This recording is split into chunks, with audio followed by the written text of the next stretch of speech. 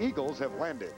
It's the Eagles against the Bills coming up after this message from your local station. A nearly perfect day in December in Buffalo, New York for this afternoon's meeting between the Philadelphia Eagles and the Buffalo Bills. Good afternoon, everybody. Vern Lundquist along with Dan Fouts, 80,000 on hand. Exciting late season game, but Buffalo comes in, Dan, bothered extremely by injuries. Well, and they're facing the most dangerous player in football in Randall Cunningham. Defensively, defensive lineman Bruce Smith and Jeff Wright did not practice this week.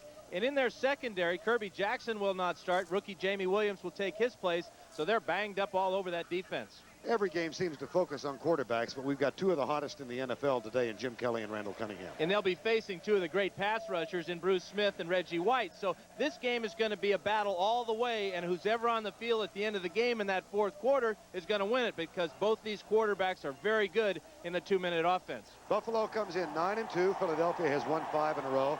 As we said, nearly perfect for December, 41 degrees. The wind will be a factor, 22 miles per hour, 62% humidity, but no rain or snow in the forecast. Roger Ruzek will kick it deep for Philadelphia as Buffalo won the toss. Don Smith and Al Edwards are the two deep men for the Buffalo Bills. Buffalo a perfect 6-0 at home, but they've swooned in December throughout the 80s, so this is a very critical game for them. The Eagles trying to keep alive in the playoff picture. Short kick. At the 20, it's Smith. And given the shortness of the kickoff, pretty good downfield coverage at the 33-yard line. Jim Kelly will open at quarterback for the Buffalo Bills. And he will be joined offensively by Wolford, Richer, Hull, Davis, and Ballard up front. The tight end is Keith McKellar. In the backfield, it's Thurman Thomas, Jamie Mueller, the wide receivers, James Lofton, the aging one, but still excellent, and Andre Reed. Kelly, 18 touchdowns, only 8 interceptions. 1st and 10 from the 33-yard line. They open with a double tight end lineup. Handed off up the middle to Thurman Thomas. And defensively, for the Philadelphia Eagles, second in the league against the rush. White, Golick, Brown, and Simmons, no huddle offense. We'll get the rest of the lineup. Joyner, Evans, and Small of the linebackers. And the secondary, Smith, Allen, Hopkins, and Waters. No huddle out of the shotgun. Pass is caught. Lofted. Downfield block from Mueller. No flags. Touchdown.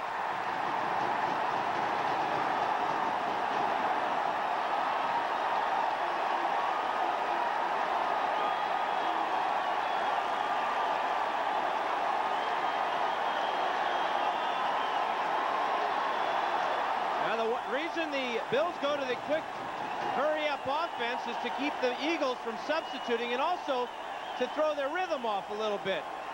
You see Lofton coming across the middle. He beats the rookie Ben Smith, and now he'll pick up a convoy down the sidelines. That's number 41, Mueller. He gets a nice escort block and a perfect start for the Bills. 63-yard touchdown, second play of the game. Scott Norwood's extra point is up and good. 34-year-old James Lofton's third touchdown reception of 1990.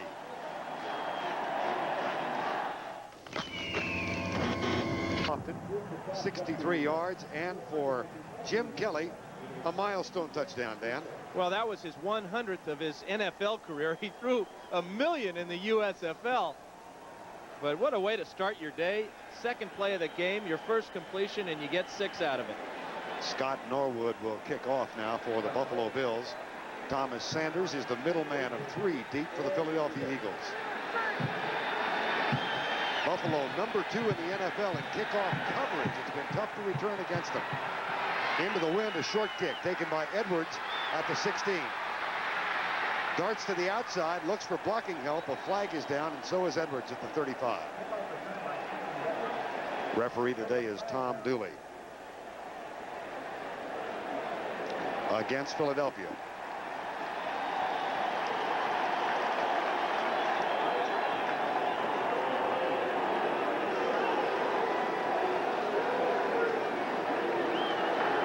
We got an illegal block.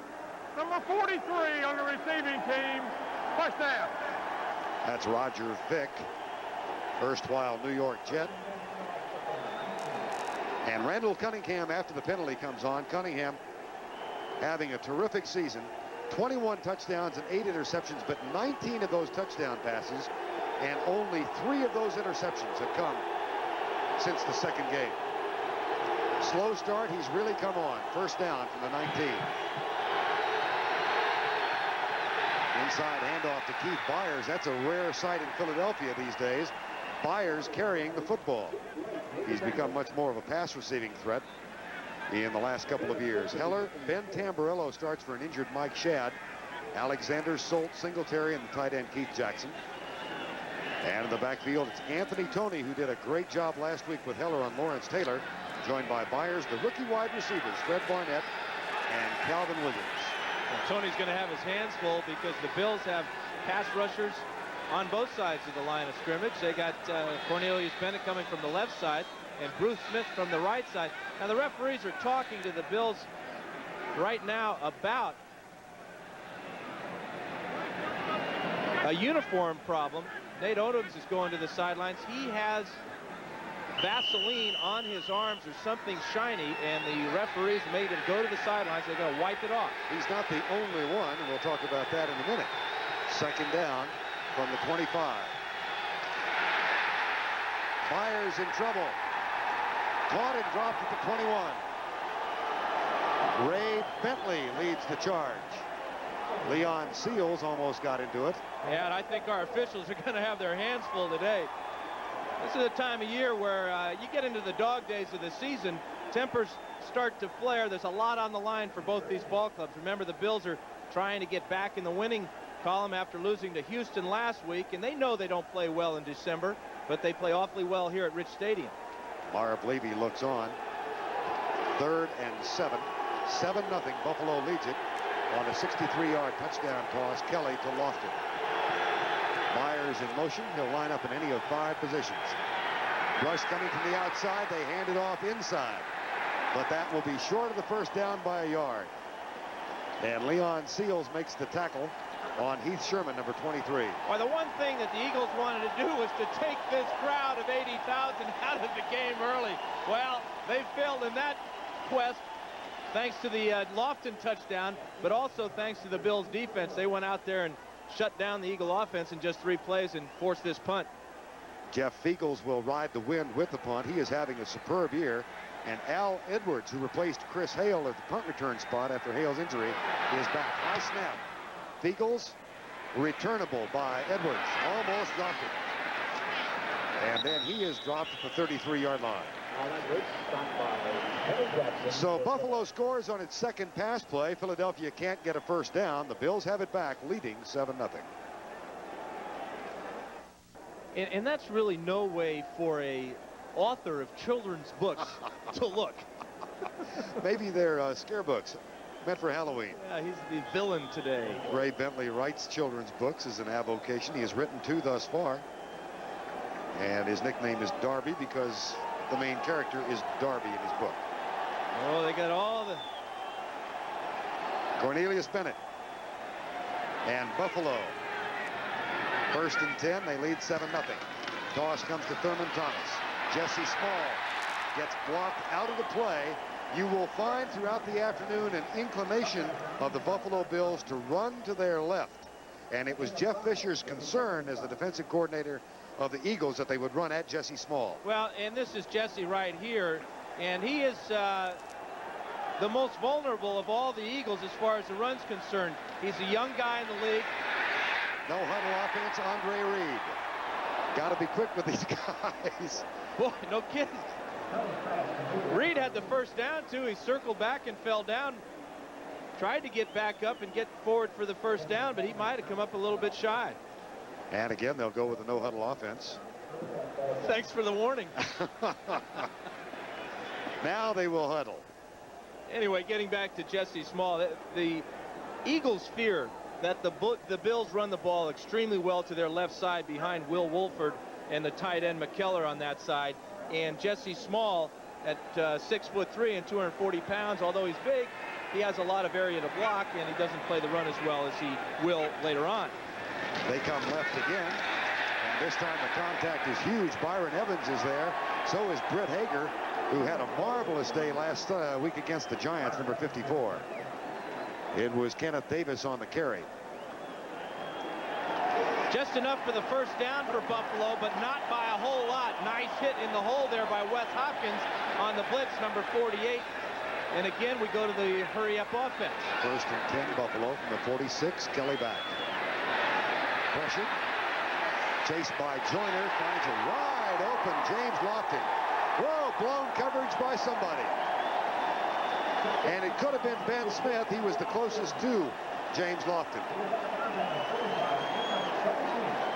Well, what happens here is Kelly buys some time by rolling out to his right, and Smith just drops the coverage on Lofton, and then Lofton has to be very careful with his catch. He almost dropped it.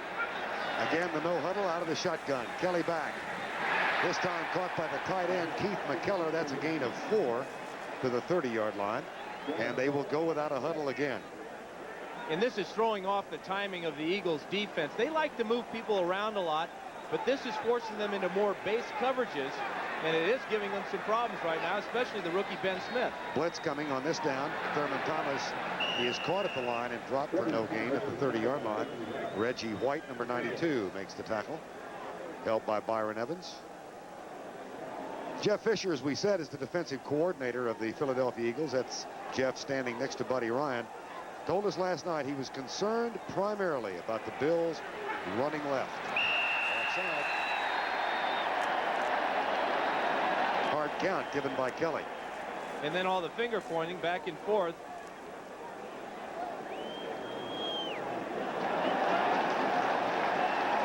And the Bills pulled the Eagles offside. Encroachment.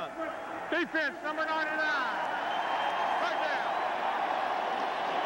That's something that Kelly will do a lot to the Eagles because, you know, we talk about being in sync. Well, now the Bills, when they go back to the huddle, they get in the huddle and they call a long count. Takes the Eagles out of their rhythm there, as well as speeding up the game with the no-huddle offense. Saw Frank Reich signaling in the play. And now the Buffalo Bills go with a jumbo offense, which means Mitch Farad is in as a backup guard or an extra guard. 3rd and short. Kenneth Davis. No, he did not make it. And that means that Scott Norwood will get the call for the field goal. Seth Joyner, who again this year Buddy Ryan says is having a Pro Bowl type season, made that tackle. Norwood comes on. He's 14 of 22 for the season. And he is the all-time scoring leader for the Buffalo Bills, now in his 6th year. One of the USFL veterans. One hears that word less and less these days. And he's going to be going right into this win, so this is no gimme. Not at all. 43 yards officially.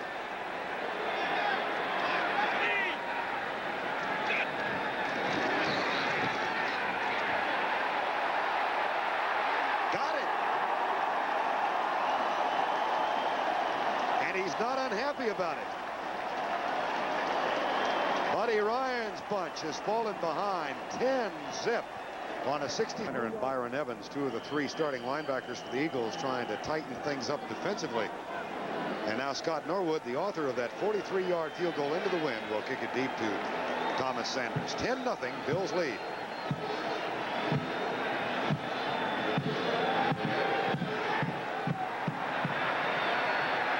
Al Edwards grabs his second kickoff return for him. Tries to find room on the sideline and is knocked out of bounds across the 30 to the 33. Well, one never knows how emotional kickers will get, but this one got very emotional. I think he realized how far this was into this 25-mile-an-hour wind and how close it was to not making it.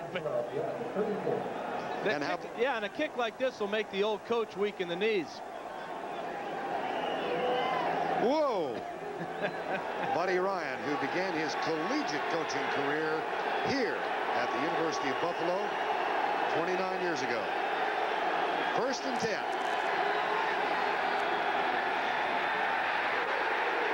Nothing going. Leon Seals makes the tackle of Anthony Toney. Defensively, you see Leonard Smith and Cornelius Bennett.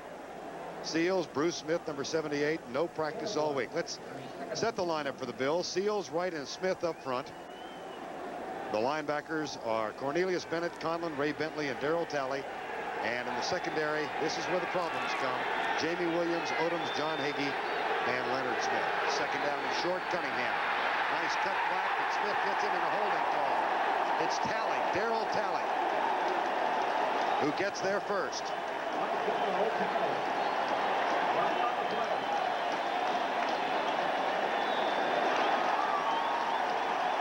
Now the option resting with the Bills. Do they want to force Philadelphia into a third and long? 61 offense. Penalties decline. Third down.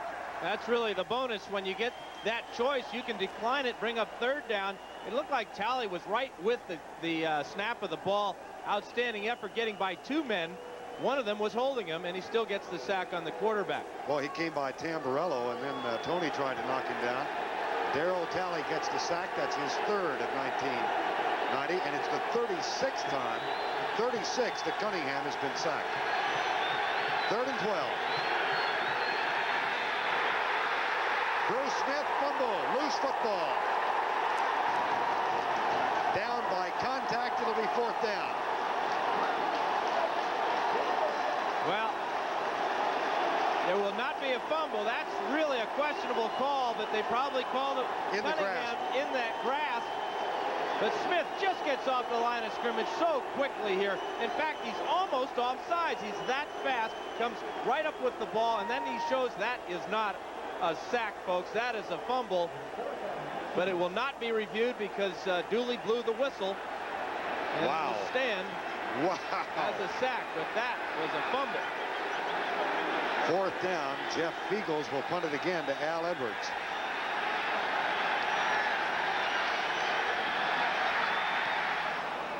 Beautiful punt.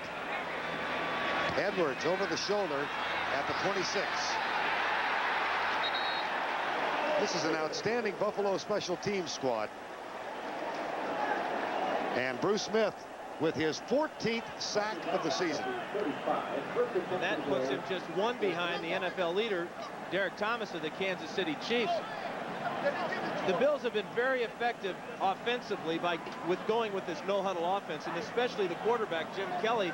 He's completed all 4 of his passes for 91 yards, and 3 of those completions and attempts came from the shotgun formation. So everything is working right for this man, Marv Levy, right now. And of course, the biggest of the 4 was the second play from scrimmage. That was a 63-yard pass to James Lofton for the touchdown. This time they go with a huddle. Buffalo leads it 10-0. Thomas comes left again. Jesse Small gets knocked down again. And it's a big gain again, short of the first down by half yard. Thomas is having an outstanding year. He is averaging about 5.5 yards every time he carries the ball. McKellers comes over here and just fights off Small and knocks him to the ground, and that's what the Eagles have to shore up that part of their defense. Andre Reed splits the difference. There are no flags. Touchdown, Buffalo.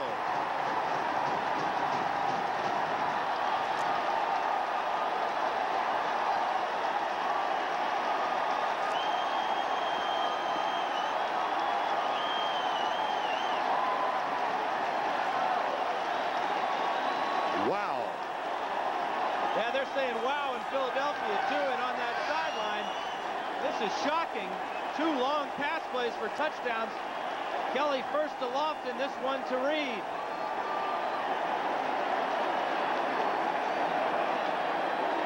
Andre Reed's 4th touchdown of the year. That one 56 yards. Scott Norwood. Extra point. Good. And mind you, both touchdowns, all 17 points, into a 22-mile-an-hour wind. And the Eagles, with that wind at their back, have yet to throw a pass. Cunningham went back and got sacked the last time, and the only time he tried. Here come the Eagles on the blitz. Kelly with the read and the protection.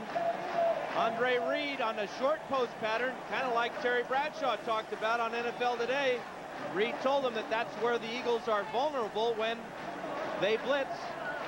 And you see Reed just looking around, checking for flags and enemy players. Easy touchdown. The victimized man is Eric Allen, and then both safeties, Waters and Hopkins, can't come up with a tackle, and it's a walk-in for Andre Reed. That scoring drive, like the first, took all of 2 plays, a run and a pass. This time's 56 yards, and Andre Reed from Kutztown State in Pennsylvania. 165 yards to zip thus far. 17-0 is the result. But the good news for Philadelphia is 3.5 quarters to play. Yeah, absolutely. Thomas Sanders is waiting for another kickoff. He hasn't gotten one yet. They've been going at Al Edwards. This time Sanders grabs it at the 16.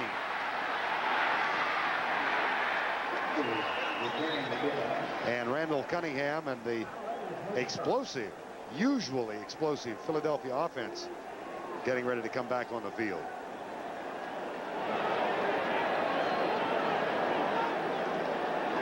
$17-0. 6:04 to go, first quarter.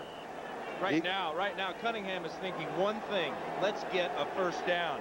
We've had 2 possessions where we've had 3 plays and had to punt.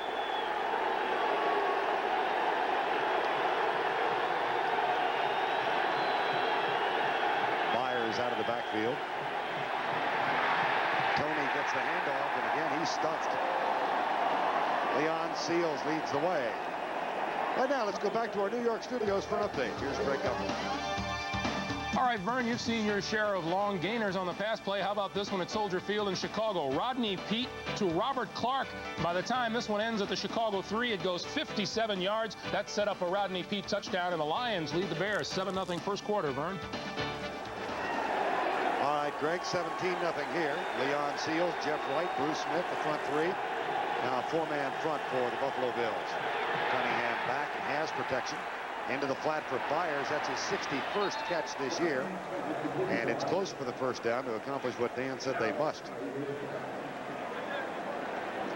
Byers is really an interesting character. He is the MVP of this league in my book, most versatile player, and that may make him the most valuable player because he can play running back, he can play tight end, he can be the H-back, and he can also line up wide.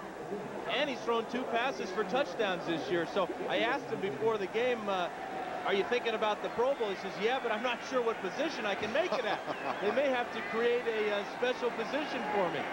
And that's not without precedent in the Pro Bowl. They came up with a special teams player a couple years ago. So good luck, Keith.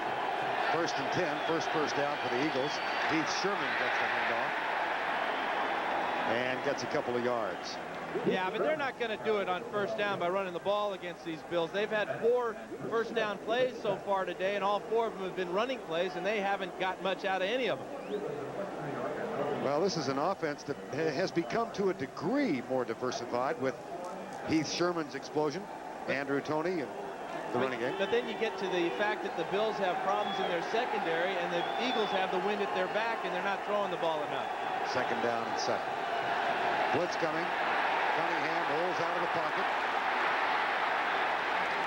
and is out of bounds after that scamper across the 50 and near the 47-yard line. Shane Conlon chased him out of bounds. Randall averaging 55 yards per game, of course, has a chance to become the 2nd leading running quarterback ever this afternoon. Richie Kotite, the new offensive coordinator this year, new with Jim McMahon by his side. Yeah, the fashion plate, Jim McMahon. Jim McMahon was out here at 11 o'clock this morning playing catch with Roger Ruzek. And I said, what? He said, I'm bored. I got to play my game before they start the real one. I'm going to throw for a half an hour. But he's contributing in a lot of ways to the Eagles' success. 3rd and 2.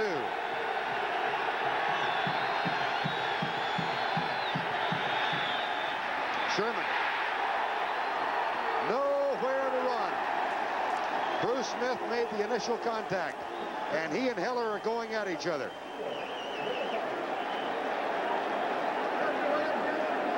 Interesting, there were some angry words expressed by Bruce Smith in the paper in Buffalo, and then you read a Philadelphia version of the same conversation, and Bruce Smith in the Philadelphia papers had nothing but kind words to say about Heller. Flag is down. Well, neither of those players will back off from any type of confrontation. In fact, Heller's reluctance to back off a couple years ago cost him a poke in the eye from Minnesota's Bubba Baker. And you see he's wearing that shield over his eyes. He has real problems there. He has to put an ointment in his eye every day so that he can see properly. If he doesn't, the eye will dry up and cause him all kinds of pain. Matter of fact, he has a civil lawsuit pending, does he not? Well, he's got it in the works. That was a delay of game penalty, by the way. No personal fouls. So it is now 3rd and 7. Cunningham with pressure. Across the middle, incomplete. Calvin Williams. And another fracas breaks out back at the 40-yard line.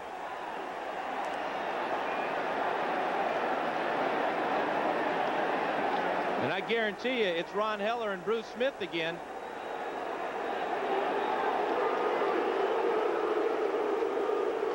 Bruce Smith was complaining about cut blocks. And I refer back to the fact that there were 2 articles printed featuring him this week, one in Buffalo and one in Philly. And in the Buffalo version of same, he indicated that he thought Heller was a practitioner of that practice. 4th down.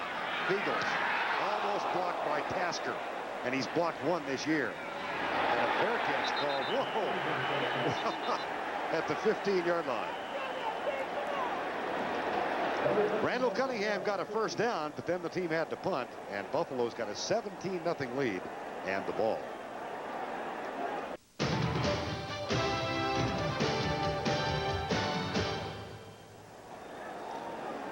80,000 expected this afternoon, and oh, have they enjoyed themselves. Buffalo leading 17-0 with 2:45 to go first quarter.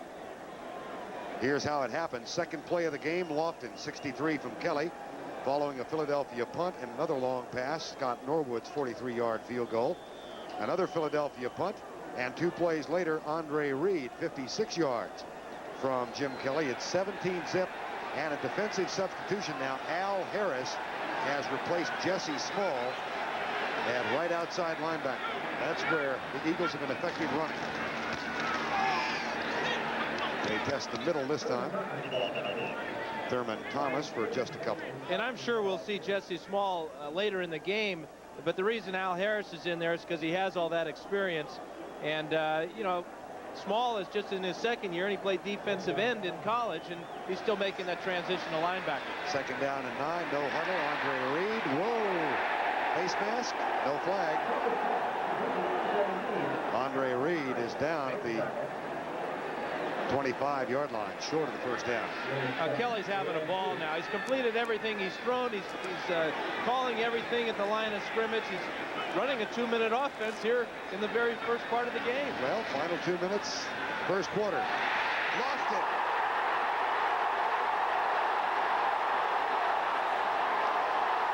Mueller again. Lofton again, out of bounds at the 3.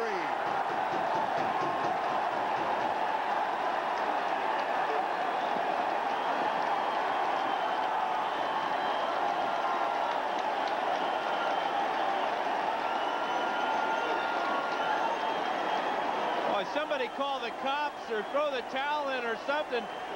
Ben Smith is getting murdered by the veteran James Lofton right here. Kelly with a beautiful pass as he has all day to throw.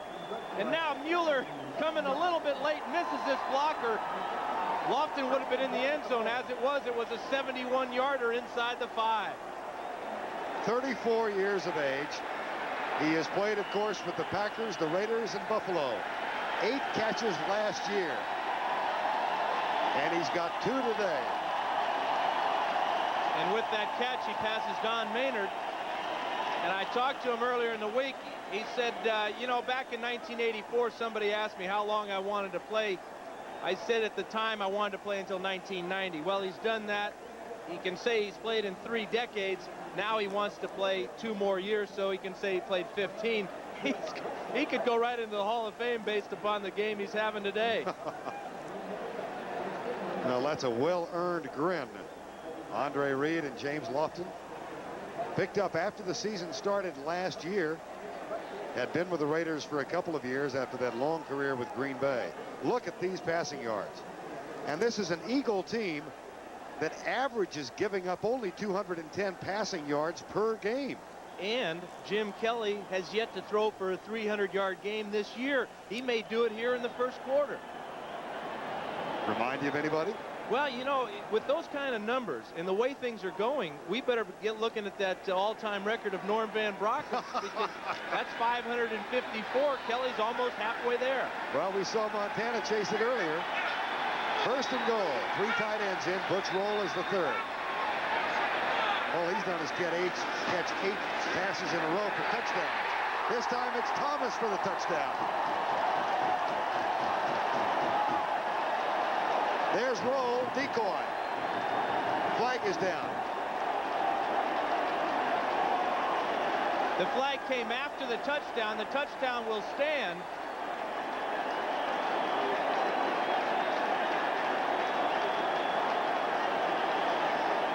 We have an unsportsmanlike conduct on number 59 of the defense.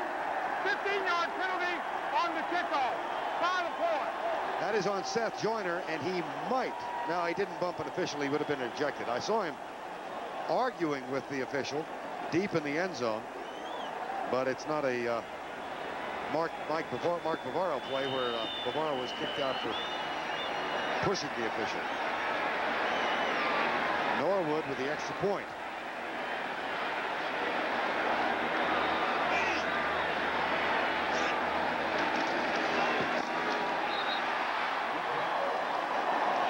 Like it was deflected, but it still went through. Everything's going through for Buffalo. 3 touchdown passes for Jim Kelly against a Philadelphia Eagle team that has won 5 in a row and destroyed the Giants last week. And this was Kelly's first completion after he huddled the team up. Thomas there easily gets into the end zone, and I think what Joyner is arguing about is he was picked. Here he is, number 59, coming to the outside, and he's going to have a wide receiver run into him. His responsibility was Thomas, and Seth Joyner has a heck of an argument there that was an illegal play by the Buffalo Bills. And Jamie Mueller got the block, and you can see Joyner saying, watch it again. Number 59, that is just illegal as all get out. Jamie Mueller went in there and tried to block Seth Joyner. The officials didn't see it, and that's why Joyner argued so much that he got a 15-yard misconduct penalty. But he had a heck of a case there. Watch Jamie Mueller here. He'll come inside here, and this is Seth Joyner. And he'll come down, look at him, stop, plant, and block, and there should be a penalty called on that one. But when you're hot, and the Bulls are hot.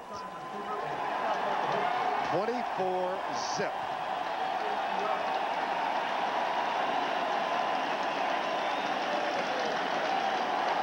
Now, the Bills are hot, too.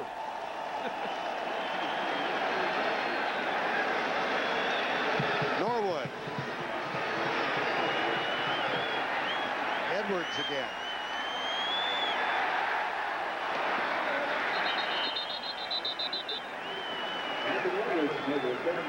And the Eagles offense comes back on the field. Injured player down. And again,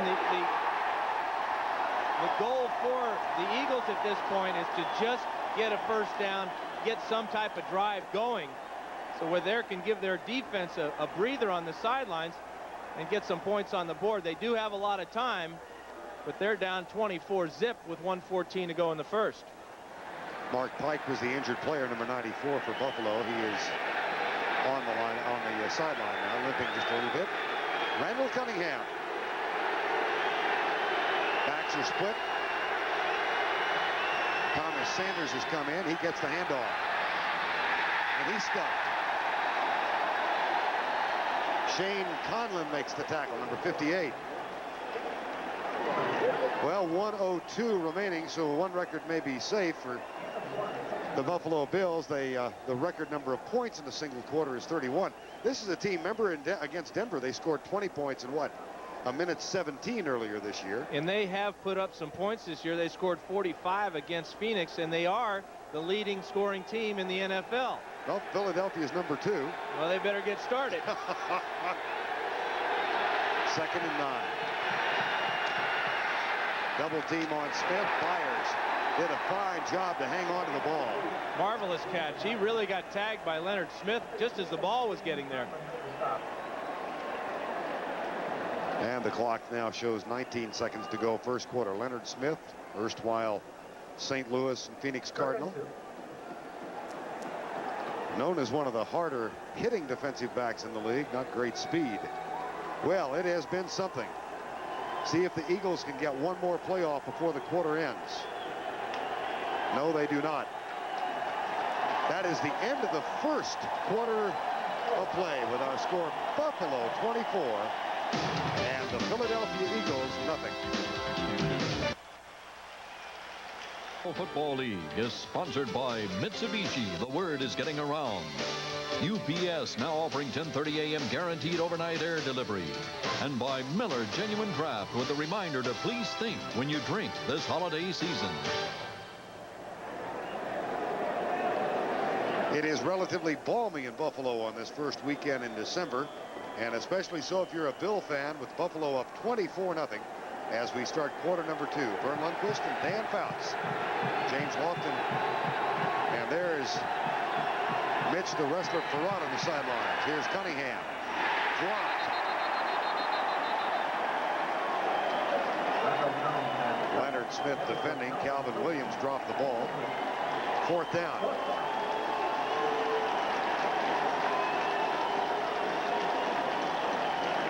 Again, a short offensive series for the Eagles. They really needed to move the ball and get Buffalo back on their heels. Right now, the Bills are up on their toes, and they're slamming the Eagles. Eagles now has to punt into that 25-mile-an-hour wind. Edwards waits for it. Here comes the rush. And Eagles has faked it, and he's going to run. I don't know whether this was designed, but he's got a first down, and he is chopped down as he gets knocked out of bounds. I think that was an impromptu play, Dan. I think you're absolutely right, Vern. We'll take a look at it. The pressure comes. He has a good grip on the ball, but at the last minute, he sees Tasker right in there. And then he really gets lucky as he just barely gets to the chain marker and gets that left foot ahead of the marker for the first down. That was Kenneth Davis who knocked him down. Jeff Feagles, I don't know if he was injured or not, but Tasker has blocked one this year. He did get the first down. Eagles control the ball. 24-zip. Into the flat, knocked down. James Williams, the #1 draft pick, who is playing in the spot normally occupied by the injured Kirby Jackson. Don't forget, coming up next Saturday, one of the classics of the college football season for us at CBS, 2 o'clock Eastern time, the annual Army-Navy game. That's Saturday, 2 o'clock Eastern. And if they can come close to the finish of last year, it'll be something. Yeah, and Army thought they got Navy's goat there earlier this year when they went down to Annapolis and stole what they thought was the Navy goat. Well, it turned out it was a substitute, second string goat. 2nd down and 10. Tony. Out near the 35. Yeah, that run by Feagles was the Eagles' first down of the game.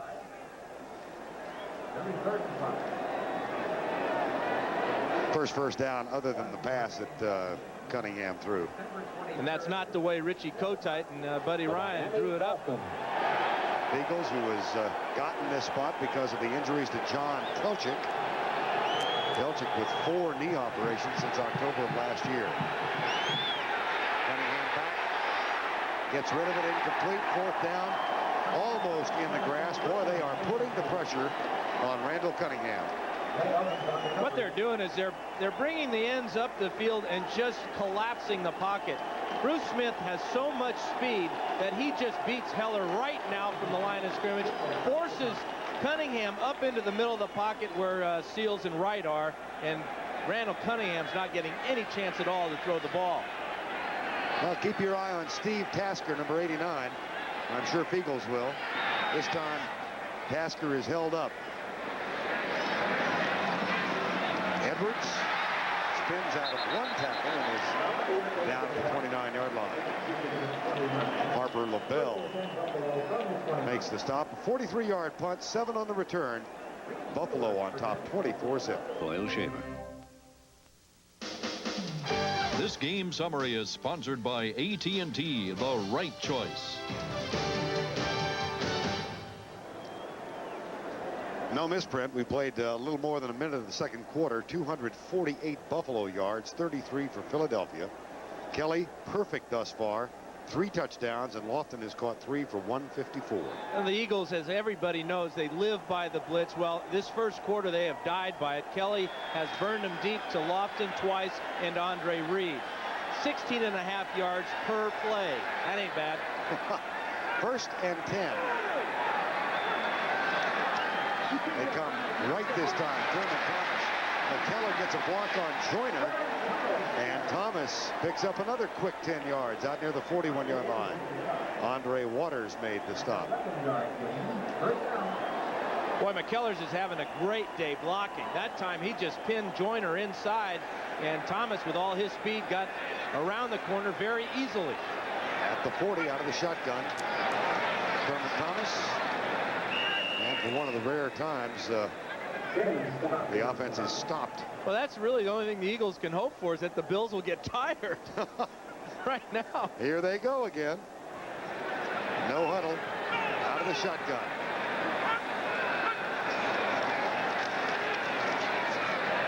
Incomplete. First incompleted pass. Andre Waters defending.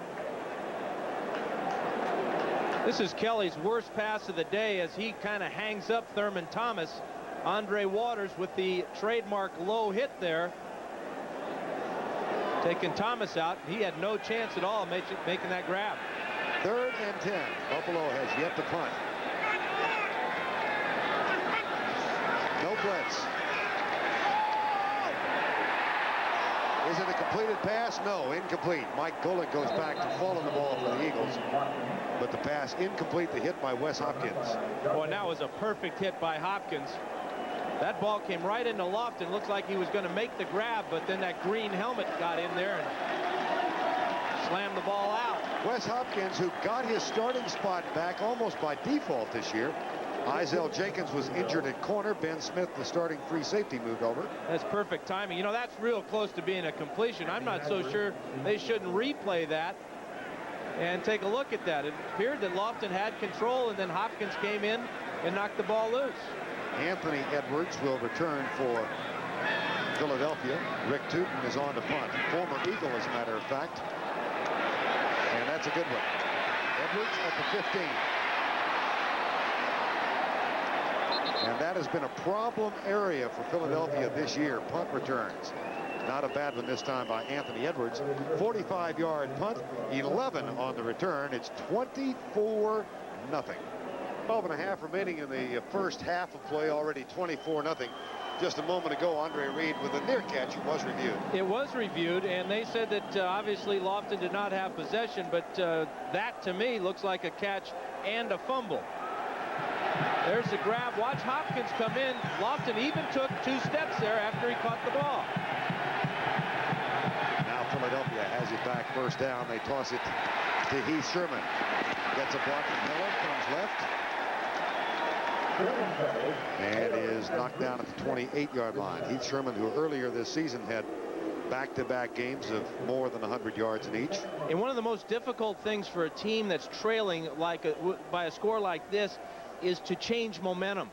Obviously the Bills have it all right now, and the way you change momentum is with a big play, either a pass play or look for Cunningham to make a long run.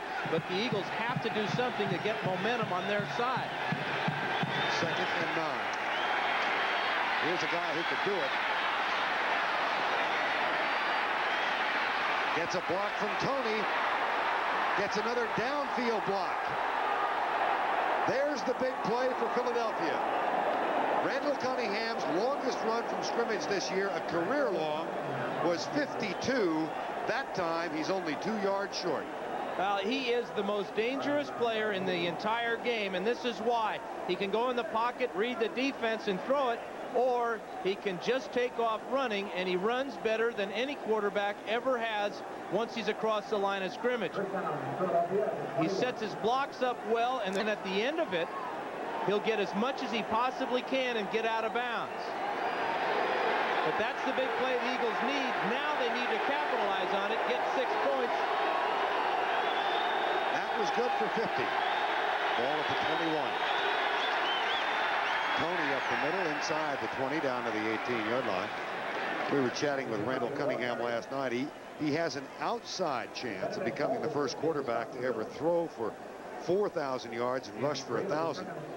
He said he thought the 1,000 yards rushing was more, he could get closer to that than he could 4,000 throwing. And you know, the thing about Cunningham is he's so concerned with winning, he won't start thinking about getting those 1,000 yards probably until the last game of the year, if he's within reach at that time. Yeah, second half against Phoenix on December 30th, maybe. 2nd and 7. Play fake, good fake by Cunningham. In the end zone, touchdown. Keith Jackson.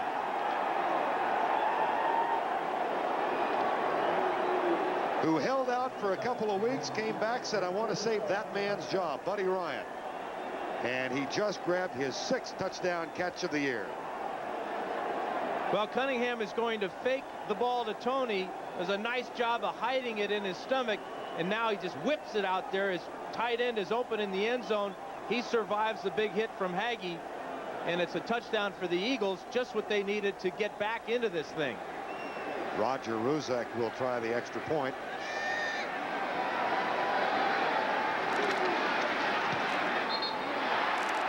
No good.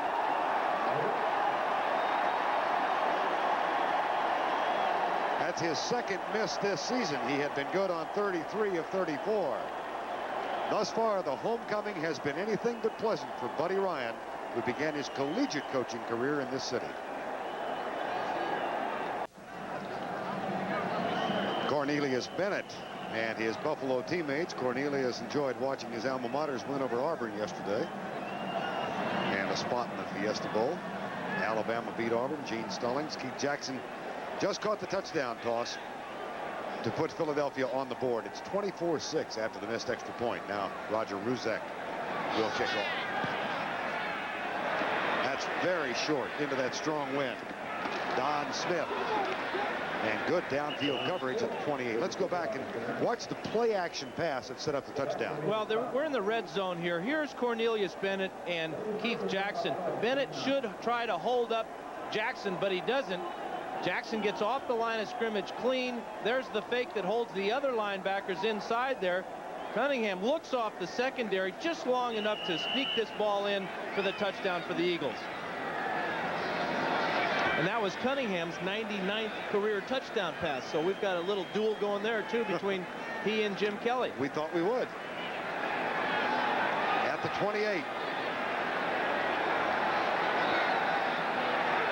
Don Beebe has come in as a wide receiver now. That's McKellar in motion. The handoff to Thurman Thomas. Seth Joyner makes the initial contact behind the line. And is given credit for the tackle. Jerome Brown, number 99, also back up. Mike Pitts, of course, injured for the Eagles. Mike Golick has taken his spot. And now the no-huddle offense, and Thomas comes out wide to the right. Shotgun formation. Kelly deep left side, man wide open. Beebe the speedster. And he had turned Eric Allen around, and Kelly knew he had him. Beebe, who has been bothered by a hamstring this year. Boy, and Jim Kelly would love to have that one back. That's his first long throw with the wind at his back. And, you know, Vern, I'm a little bit confused. I thought it was easier to score with the wind at your back than going into it. But all our scores today have been going dead into this 25-mile-an-hour wind. James Lofton. And here's the pass complete. A flag is also down. Thurman Thomas with a catch. There are 2 flags on the field.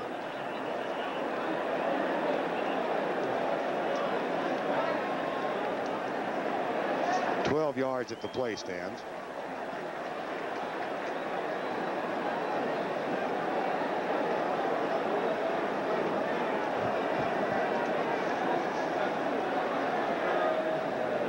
May have been somebody lining up off sides or illegal motion. That hurry-up offense tough on the referees, too. Disregard the flag. There is no foul. Why? I wish they would tell us why. Yeah, if they saw something and they throw a flag and then they pick it up, we ought to have the right to know why. Here's the effect of the wind today, and it's a strong breeze. We've seen those shoe boxes being thrown around today. And if you missed the NFL today, you missed Dan throwing one right on target, a shoebox that is, 67 yards with the wind. Well, and now they take the ball back to the original line of scrimmage, and they're disregarding the completion of Thomas. What's going on? We had a substitution by the offensive team, and we had a quick snap by the offensive team. The defensive team did not have time to substitute. We have a warning to the coach. It is 1 down and a do-over. thank you, Mr. Dooley. James Lofton, a medical report from the bench. A thigh contusion, C-O-N-T, and he may not return. He's had a big day already. They'll go deep again. Wide open. Dropped. Beebe. Well, Dan, you said you thought Kelly would like to have the play over. He did.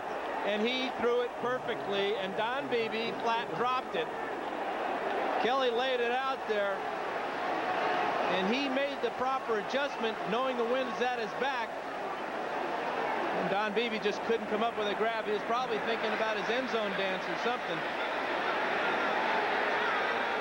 Gooten will punt it. And Anthony Edwards back at the 30-yard line. Eagles coming with a full rush. Edwards, fair catch made at the 33-yard line. Well, Don Beebe, the speedster, a third-round draft choice last year. The middle of the field is wide open, and that's where Kelly's going to throw it. He leads his receiver perfectly. I don't see a defensive back there. Eric Allen must be on the ground somewhere. But Beebe, it appeared that he quit running to the ball. The ball's kind of sailing away from him, and it looked like he was surprised that the ball wasn't closer to his body. I don't think he got a case of the alligator arms there. I think he just misjudged it. Eagles scored against the wind last time they had it. Here's Keith Byers' second carry, and he plunges up the middle across the 40 near the 43-yard line. Tackle is made by Carlton Bailey, who has replaced Ray Bentley at linebacker. And I'm kind of wondering why the Eagles aren't into their hurry-up offense. I think they could have the same type of results that the Bills have had so far today. Rich Kotite, the offensive coordinator. A lot of time left. 17-point, or actually 18-point difference with that extra point that was missed.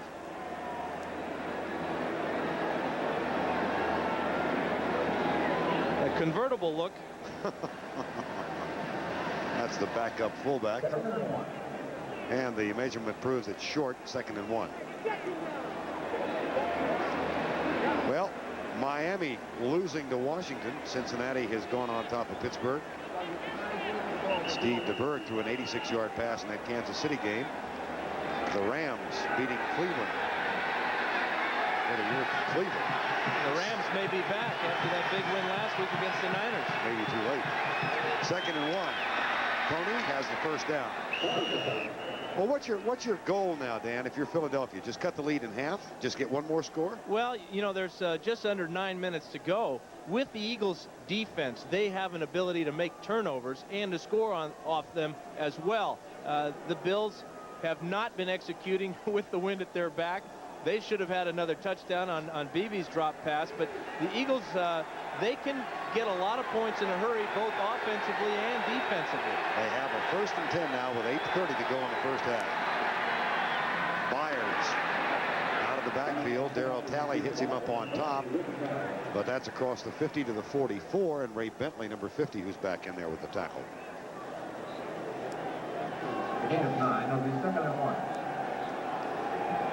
Randall Cunningham now 4 out of 8.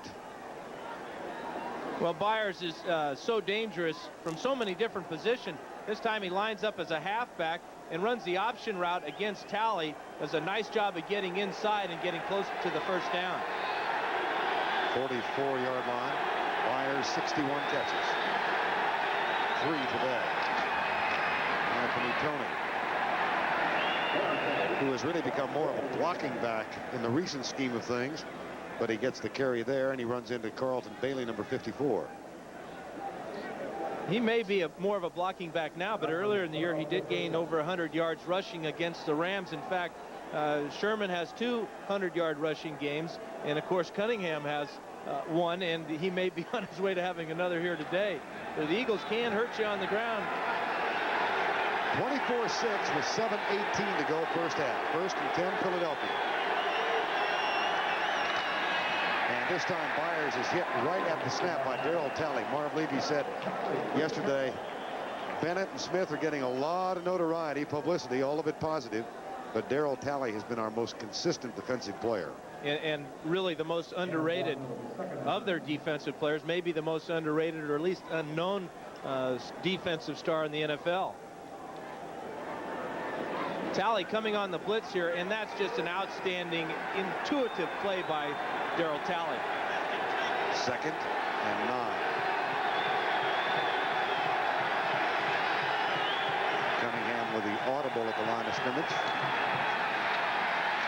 Lobs it left. That ought to be a flag. Yeah, there are 2 of them. As a matter of fact, there's one on this side of the field and one on the far side of the field.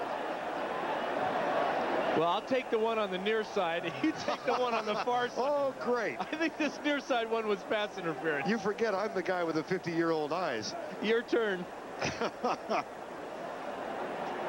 Keith Byers hit in the small of the back on that play. Well, I saw Keith Jackson on the far side of the field turn quickly.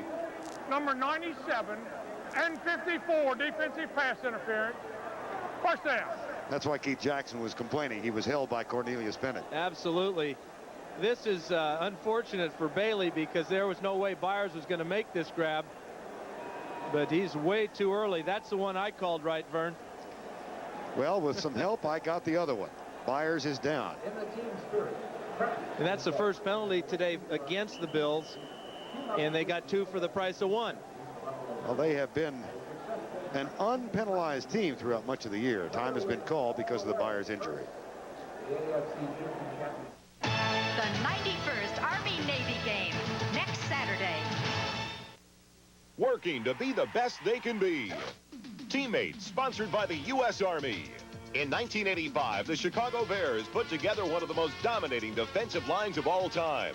Tackles William Perry, number 72, and Steve McMichael, number 76, put up a massive wall in the middle, while ends Richard Dent, number 95, and Dan Hampton, number 99, made the flanks unreachable. Individually, each has known stardom. Together as teammates, they helped win a Super Bowl. And Who's on CBS next Sunday, a big doubleheader. Dan and I will have the pleasure of being in New York for Minnesota and the Giants. 49ers at Cincinnati and Phoenix at Atlanta. Then the second game, most of you will watch the Chicago Bears at the Washington Redskins. Washington still alive for a playoff spot, and they have a 21-0 lead right now. Chicago struggling against Detroit, but that's a big one as the second half of our doubleheader next week. 24-6 here, 6:28 to go first half.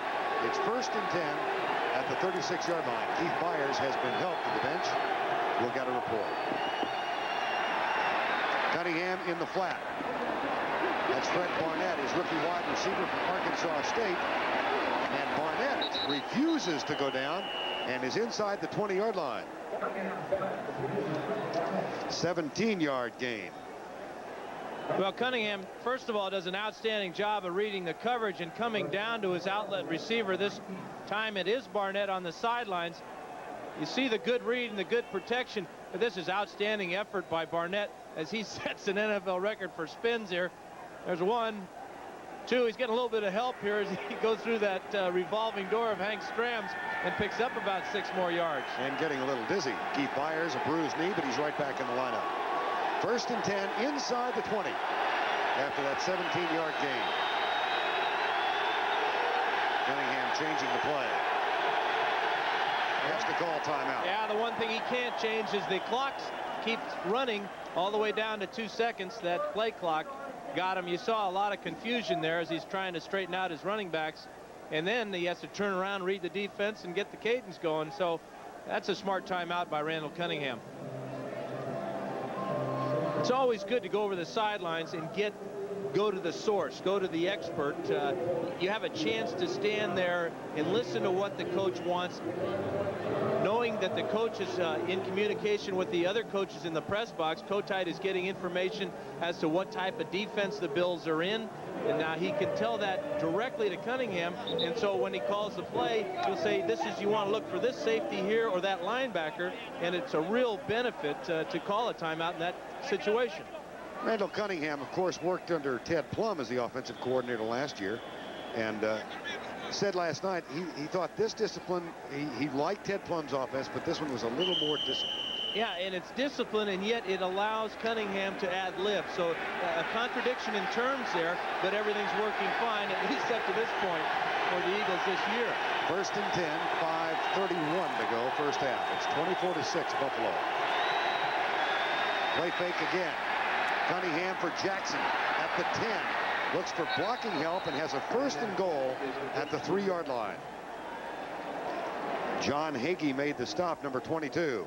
And that was really well time spent on the sideline, because this is an unusual little bootleg here. You saw Jackson come in on motion and then reverse his field, and he is wide open. Really well designed play by Kotite, and this gives the Eagles the ball inside the 5-yard line. Keith Jackson, 2 catches now for 34 yards, 1 a touchdown. 1st and goal from the 3.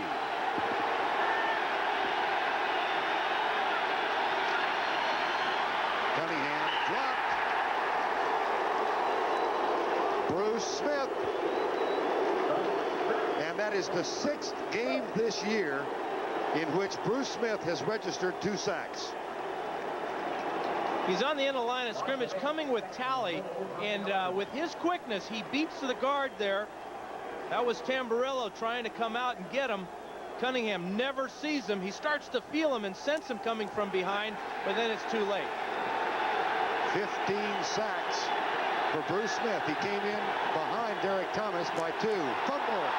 Free ball. Talley chases it. Eagles recover. Heath Sherman. And given the strength of this wind, they're getting, sounds ludicrous because they're back at the 22, but they're almost getting out of field goal range. Well, it's amazing what a sack will do. Cunningham pulls out a little bit too soon there. It was a good snap from Alexander. Now the ball is kicked out like a rugby scrum, and heads-up play by Heath Sherman, because Darryl Talley was breathing down his neck looking for that recovery for himself. A 1st and goal at the 3 has now become a 3rd and goal from the 22.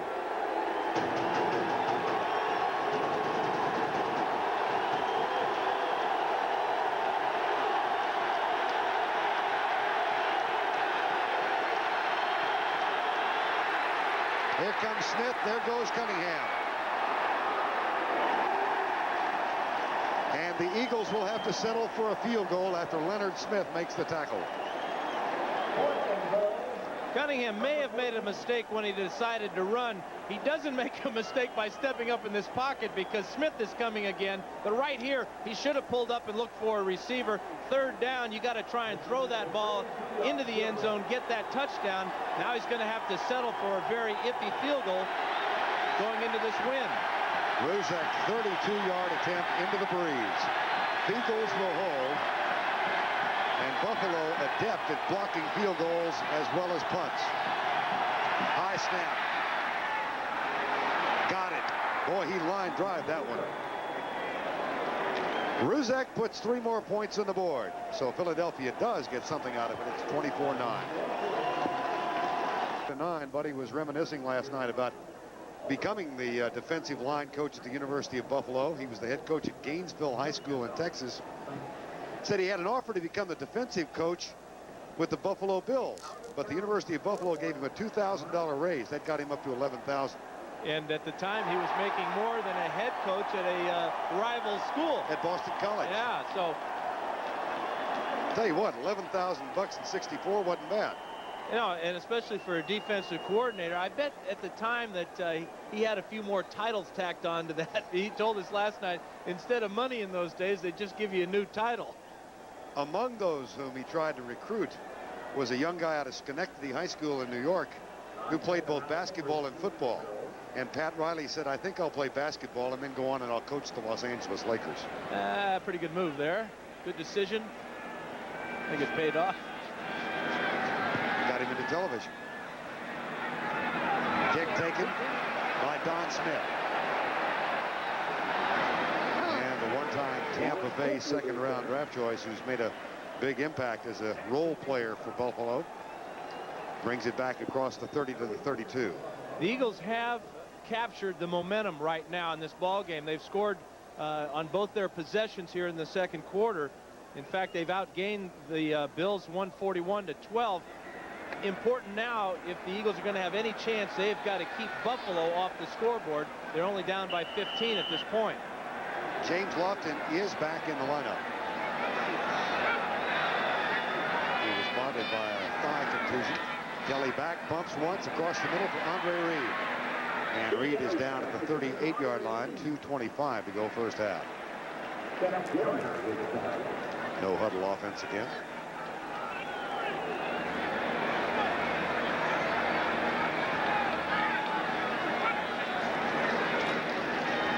Blocked. Mike Golick, number 90, got a paw up and put the pass on the ground. Leonard Smith, Shane Conlon going over some defensive adjustments on the sideline. Well, they got all kinds of things going on. They got war paint on their face, and they've been all been to the barber, get the little razor cuts in the hair. Woods coming from the outside, pass incomplete. And that stops the clock with 2:05 to go. And it'll be fourth down. So the Eagles will get the ball back for one last offensive opportunity.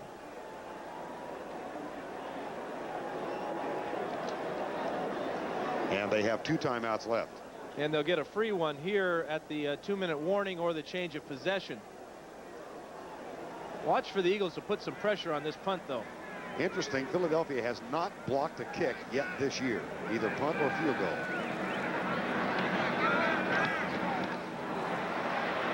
Frizzell coming from the outside. That takes a Buffalo bounce. And Edwards goes away from it. Oh, boy. Inside the 10, a 53-yard punt for a guy who's only averaging 37.9 yards per punt. That'll help out. 1:54 to go in the first half. My brother Tom needed one hand for his TV remote, one for his VCR, the other for my cable. Then he got this Magnavox Universal Remote. It's so smart, it controls the TV it came with, plus just about any other... About 37 yards a punt. This is about a 34-yarder where it hits the ground at the 28-yard line. Edwards has to come up and make this grab because the ball will roll to a stop at the 9. That's a 19-yard mistake by the punt returner there. And it's so difficult to drive the length of the field from 80 yards away. From 81, it's almost impossible. First and 10. Byers in motion. Trying a trap play, and Chief Herman gets trapped. Bruce Smith. Well, he did not practice all week because of a bruised knee. Sure has bothered him. Yeah, at this time of year, that's not unusual for these star players to take a day off or two, especially if they are nicked up a little bit. Out of the shotgun, Cunningham back. And what a pop put by Cornelius Bennett on Heath Sherman. I would think now uppermost in Cunningham's mind is avoid the turnover. Well, and Sherman's hoping that he avoids calling his number, too. Got his helmet off. He's checking for his teeth.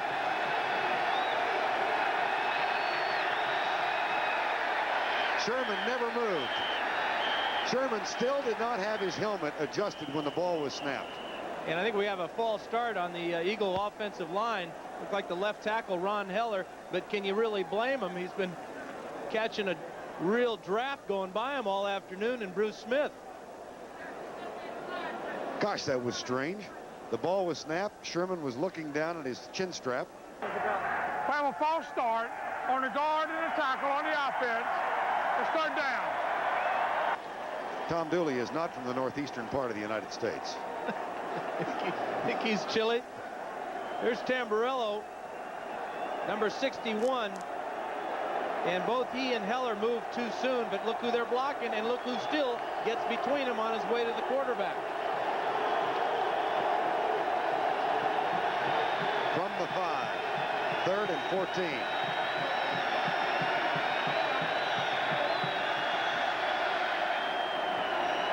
Trying to get the clock set. Will the clock operator please reset the clock for 1 minute and 10 seconds? Hope they don't have to run this down from 5 minutes. Tom's getting a little testy, isn't he? He's cold.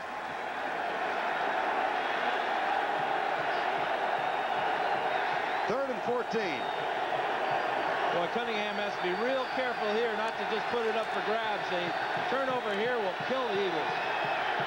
And a sack in the end zone is not outside the realm of thought. Here comes Smith. There's Cunningham.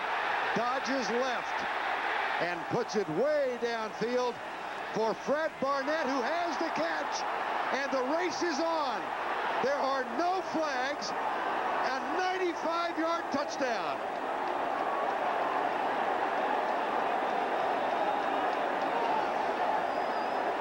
Well, Vern, this type of play just defies description. Cunningham knows he's in trouble in the pocket. He knew that Bruce Smith was coming, and he just makes a play that only he can make.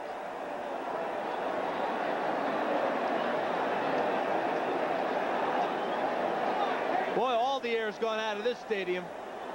And you know, they don't have a replay board here for these 80,000 folks. They're really going to have to wait till the 11 o'clock news to catch one of the great plays of all time.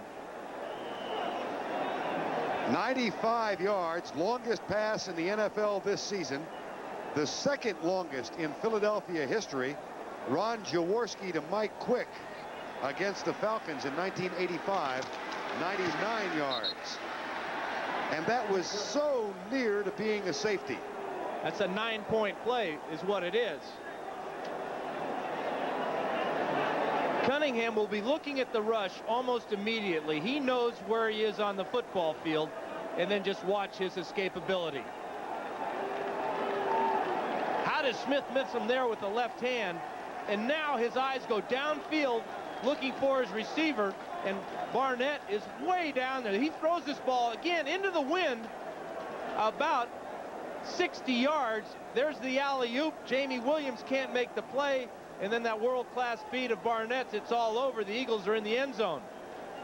And I'm thinking back to something that Fred Barnett told us last night. After the workout in Philadelphia yesterday, Randall Cunningham called the two rookie wide receivers, Williams and Barnett, together and said, look, guys, you're going to be in this league for a long, long time, and I plan to be here for another 10 years.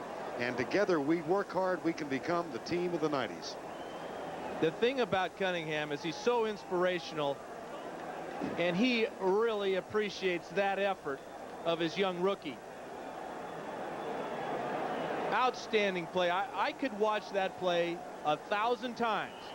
Smith had him dead in the end zone, took a swipe at him with his left arm. Cunningham ducks, gets out of trouble, throws the ball 60 yards down the field, and they get a touchdown. And you know what else, Dan? What? There was no in the grasp call.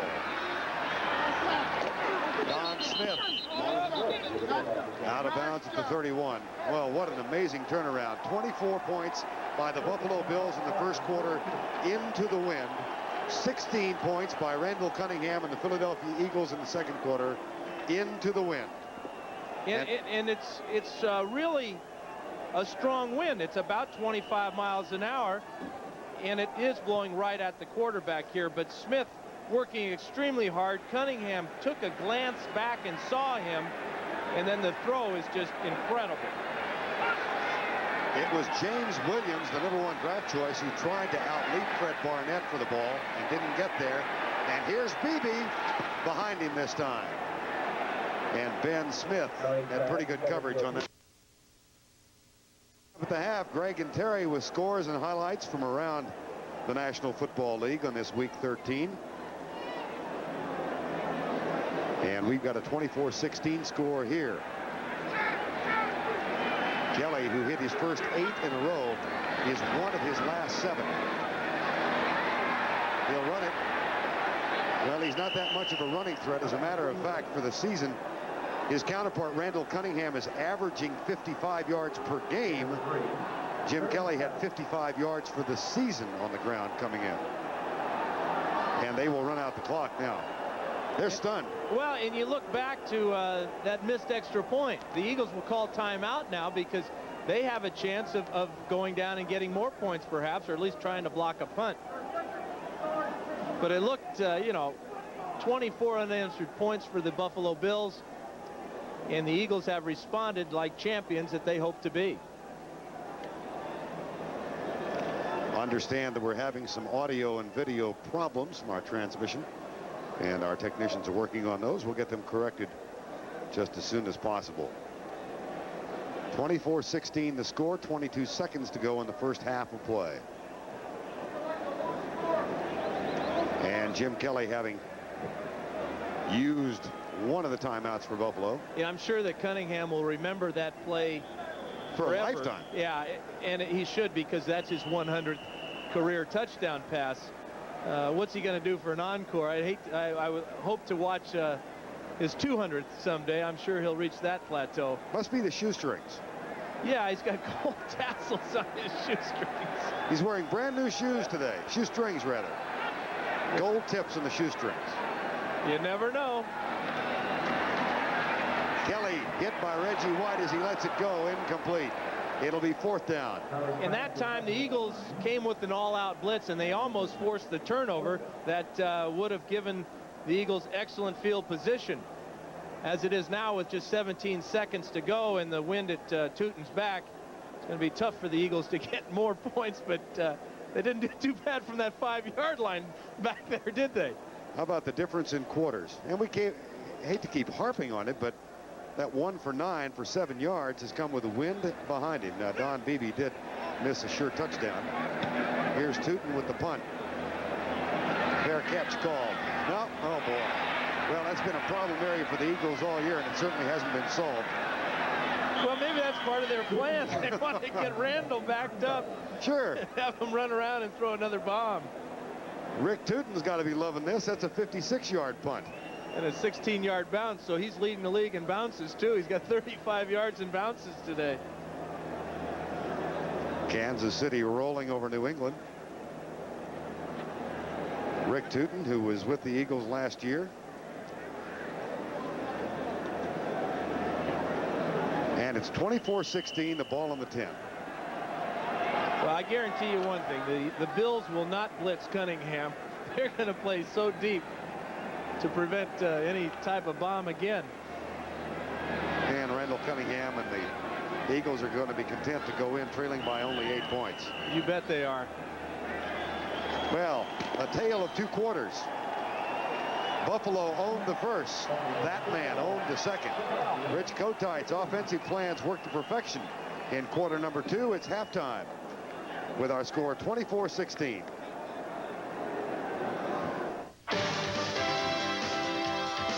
CBS Sports coverage of the National Football League is sponsored by Mercedes-Benz, engineered like no other car in the world.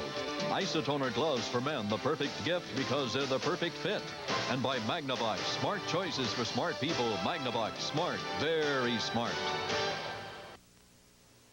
For food, folks, and fun.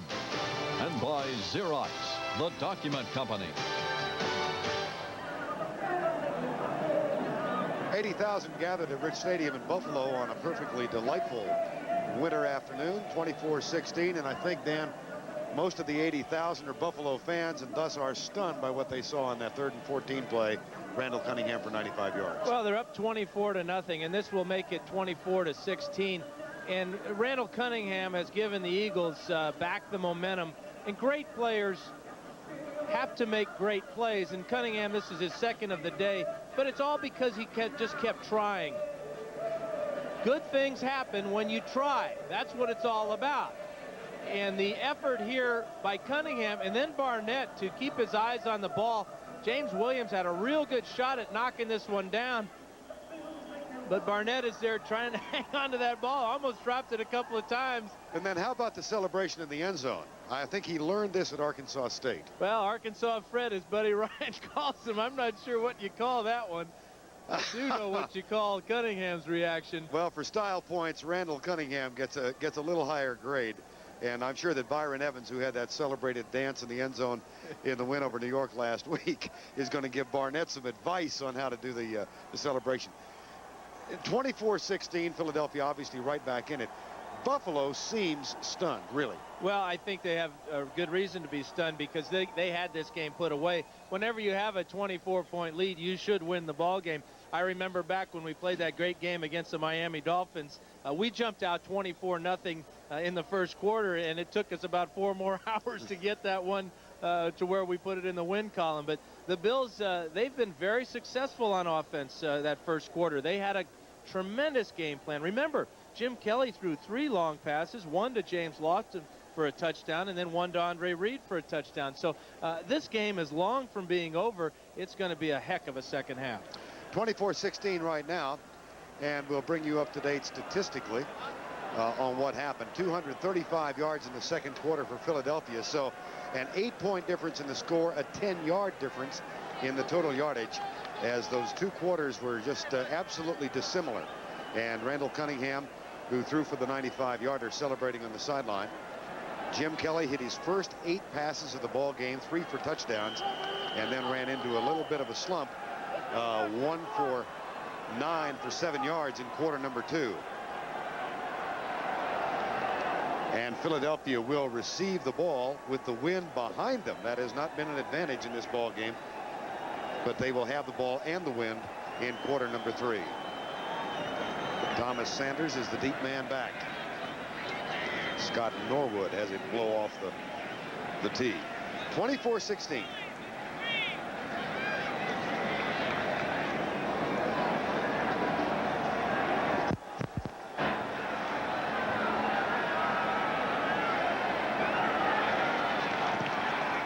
Short. Sanders runs into Britt Hager. And I don't think Britt Hager wanted to catch the ball. But he made a good play on the ball and made the grab and got tackled by his own man.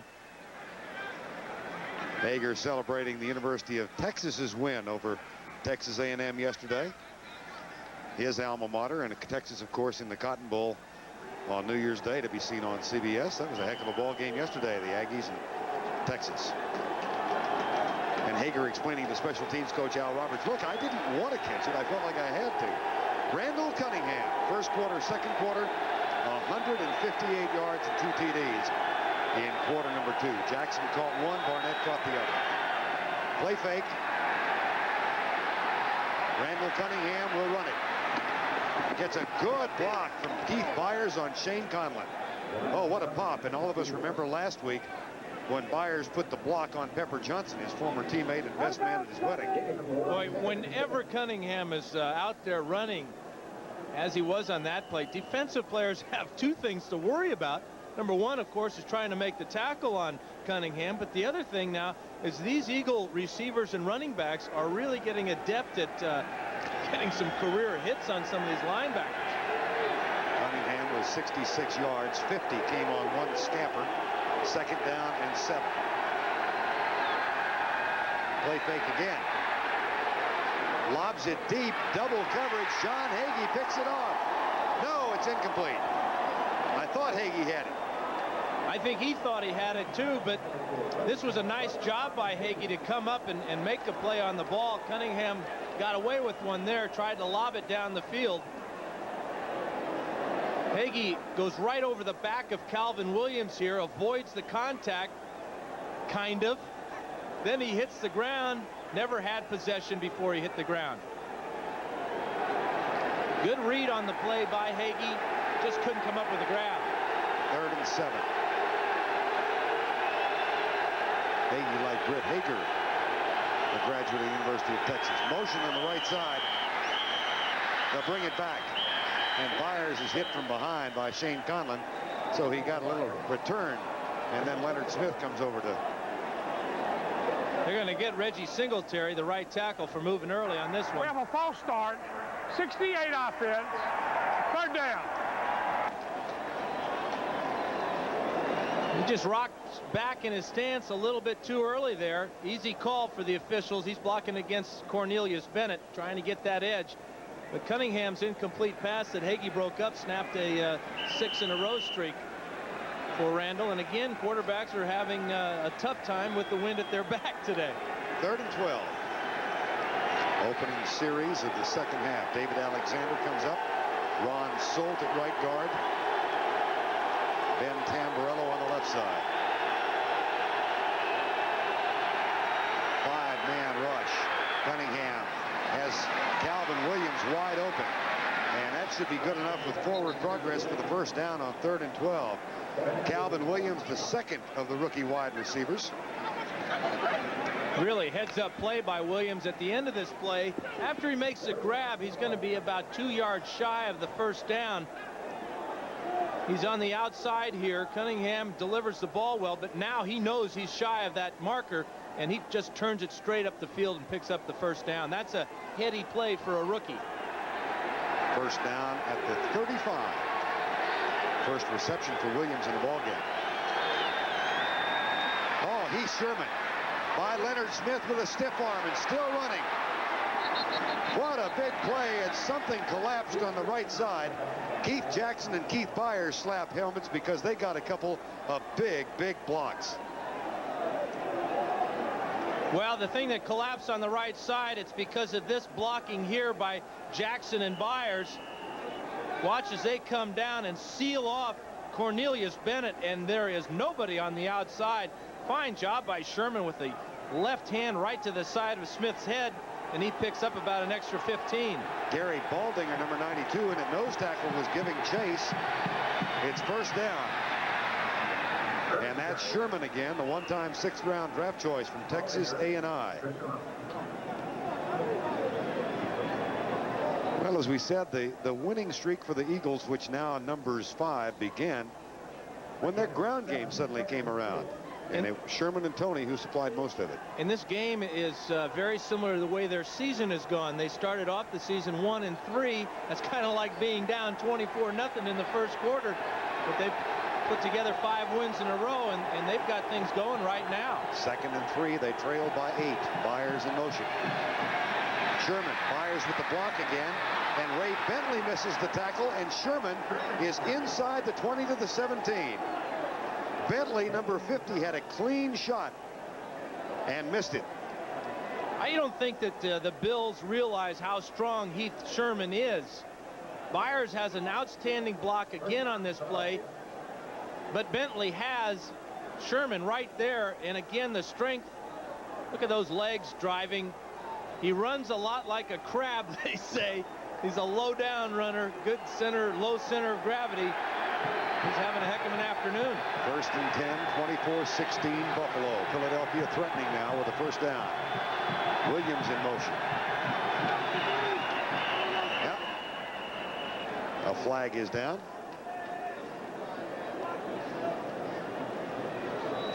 Maybe a procedure call. 63 offense. First down. That's Darrell Smith, number 63.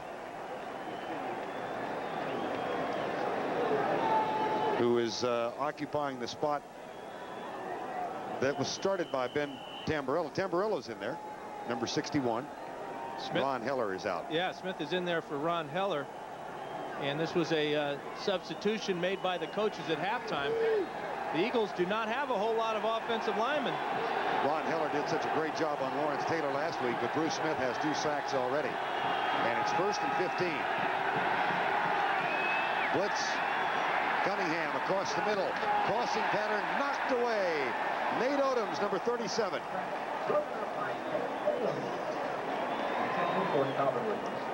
And Barnett and Odoms exchange words. 2nd and 15. Odoms not shy, says he thinks he's the best cornerback in the NFL. 2nd-round draft choice a couple of years ago. Yeah, and he's going to have to put up some more numbers as far as interceptions are concerned. Only has 1 on the year. 2nd and 15.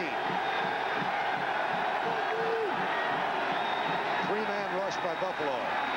Across the middle and caught at the 15-yard line. That'll bring up a third down. Complete to Keith Jackson. Shane Conlon makes the tackle on Keith Jackson. The Bills decided to drop back 8 men in the pass coverage. And why not? You're getting burned by long pass plays. And here you see once the grab is made, there are plenty of Bills there to make the tackle. Keep the Eagles out of the end zone and bring up this 3rd and long. This will be the 9th play of the drive. 4 minutes elapsed off the clock. The big play thus far in the drive was a 3rd and 12 pass for 13 yards to Calvin Williams. Right now, it's 3rd and 10. 4-man rush in the corner, fade pattern, a battle, and a flag down. Leonard Smith, number 46. Well, they tried to go man-to-man this time after having success playing zone. And Smith is locked up with Keith Jackson on the corner route. They're going to get Smith for pass interference. Put the ball in the 1-yard line. We have pass interference. Number 46 defense in the end zone. Philadelphia's ball, 1st down on the 1-yard line. Left side of the screen outside is Keith Jackson, and he's going to the corner. And there's the face guard. There's the contact. Smith tries to turn around at the last second, but it's too late. The flag is on its way. 1st and goal from the 1. Tony, no gain. The Eagles have only scored 8 touchdowns on the ground this year, and 4 of those have been by the quarterback, Randall Cunningham.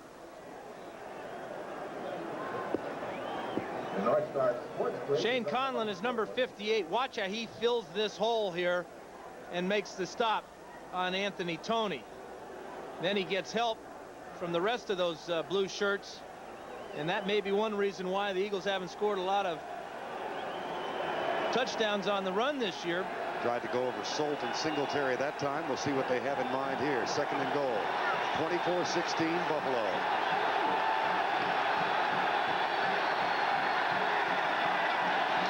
Play fake. Cunningham threw it away. 3rd and goal. Intended for Mickey Schuler, the 2nd tight end. More or less. Cunningham did a nice job of realizing that his primary receiver right here, Heath Sherman, falls down right about here. Watch the fake to the fullback Toney, and then Sherman comes out on his pass route, and he's just going to go right down onto the ground. Cunningham has no other choice but to just let this one fly. 3rd and goal from the 1.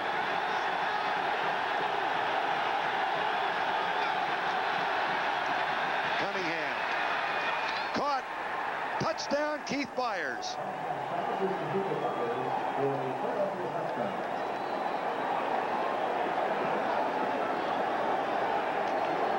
And this is Byers' first touchdown of the year. Cunningham with the play action, little rollout here. Byers reads the coverage, stops dead in his tracks, communicates with his quarterback non-verbally, and gets the touchdown. And Roger Ruzek is on to try the extra point. The opening drive of the 3rd quarter.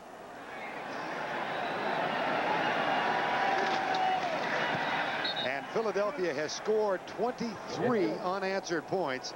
The difference in the game, as a matter of fact, is a missed Roger Ruzek extra point. The Xerox Total Satisfaction Guarantee. Miles at Bridge Stadium in Orchard Park, New York, measuring nearly 80,000, has watched in stunned silence now as the Philadelphia football team has scored 23 unanswered points, and they get the first touchdown scored this afternoon with the wind behind them to pull within 1. The difference, a Roger Ruzek missed extra point. It's 24-23. A lot of worried faces on these defensive players for the Bills. You're up 24-0 like that. Randall Cunningham has made the big plays, and momentum is all on the side of the Eagles. Don Smith is back at the 5-yard line waiting for Ruzek's kick. 24-23, 9:28 to go, 3rd quarter. This will be Smith. Stopped at the 21-yard line. Let's go back and take a look at the TD pass, Cunningham to Byers. Well, Byers is at the wingback position right here. His job is to go down and then cut to the corner, but he'll see number 31, James Williams, is covering him and has that cut off. Watches Byers, reads the coverage, and just stops. Cunningham sees him, throws him a perfect strike, touchdown Philly. Now Jim Kelly, who had a wonderful first quarter and a mediocre second, is on for the first time in the third. And off, Thurman Thomas coming left, gets a key block, and then is cut down by Andre Waters and turns the somersault at the 26.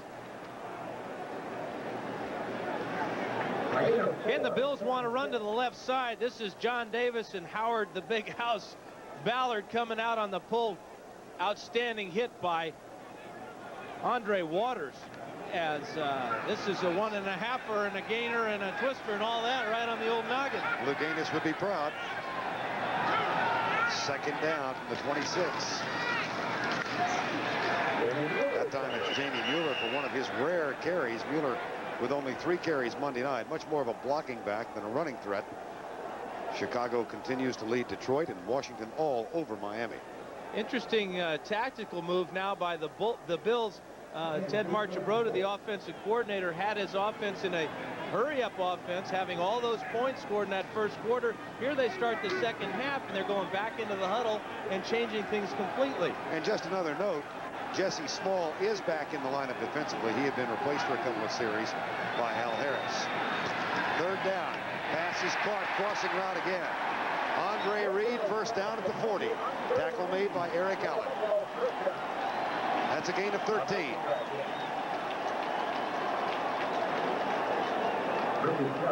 Reed is playing with a very sore left ankle, and yet he continues to go into no man's land across that middle, making big catches for his quarterback. Saw Bruce Smith on the sideline with 2 sacks already today, 15 for the year. He's playing with a bruised knee. Reed goes right, Lofton comes left. First and 10 from the 40, 24-23 Buffalo.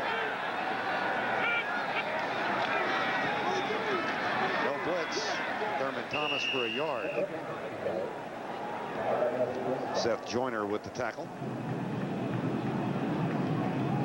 Second and 8. And David Alexander getting a little shade. That seems unnecessary. It's cool enough. Second down. On the ground now, Thomas with 36 yards. Mueller with 2. Tough to run against this Philadelphia defense. Second and 9. And Kelly will throw with the blitz coming. And the pass complete to Thurman Thomas. Eric Allen can't make the tackle. More blocks downfield. First down at the 23. Well, this is the big play the Bills needed to get some confidence back for their side of the ball.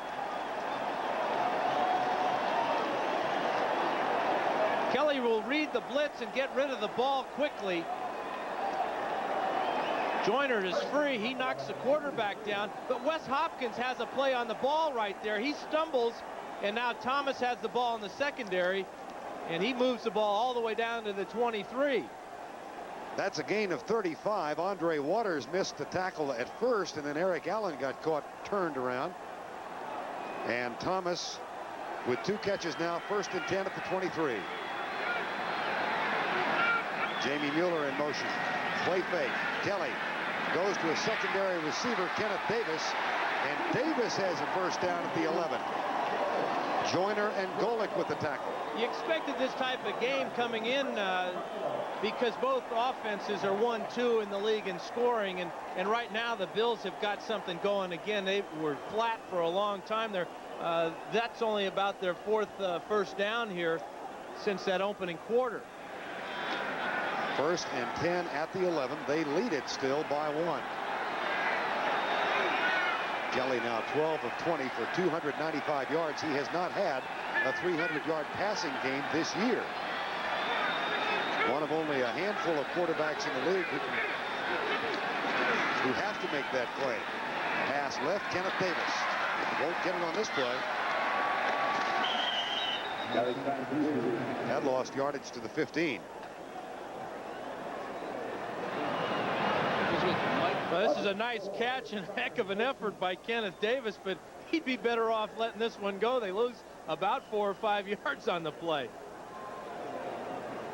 Plus, he gets hit about 6 times. Even Smith went out of bounds, took one shot at him, and came back, got another shot at him. Davis acquired in plan B to back up Thurman Thomas, stays in the lineup. Lofton goes left, Reed to the right, 2nd down and 14. 4:30 to go, 3rd quarter, 24-23, Buffalo leads it. 4-man rush. Kelly pumps once, pumps twice, fires, caught. Mueller at the 4-yard line, short of the 1st down. It'll be 3rd down. Mueller, the hero of a come-from-behind win over the Jets earlier this year. Not known for his hands, but he spent the offseason catching 200 passes a day. Just so that he could make that one grab against the Jets that gave the Bills that last-second victory. Now the chess game as Jeff Fisher tries to make the defensive call. This will be the 9th play of the drive. 3rd and goal from just inside the 4.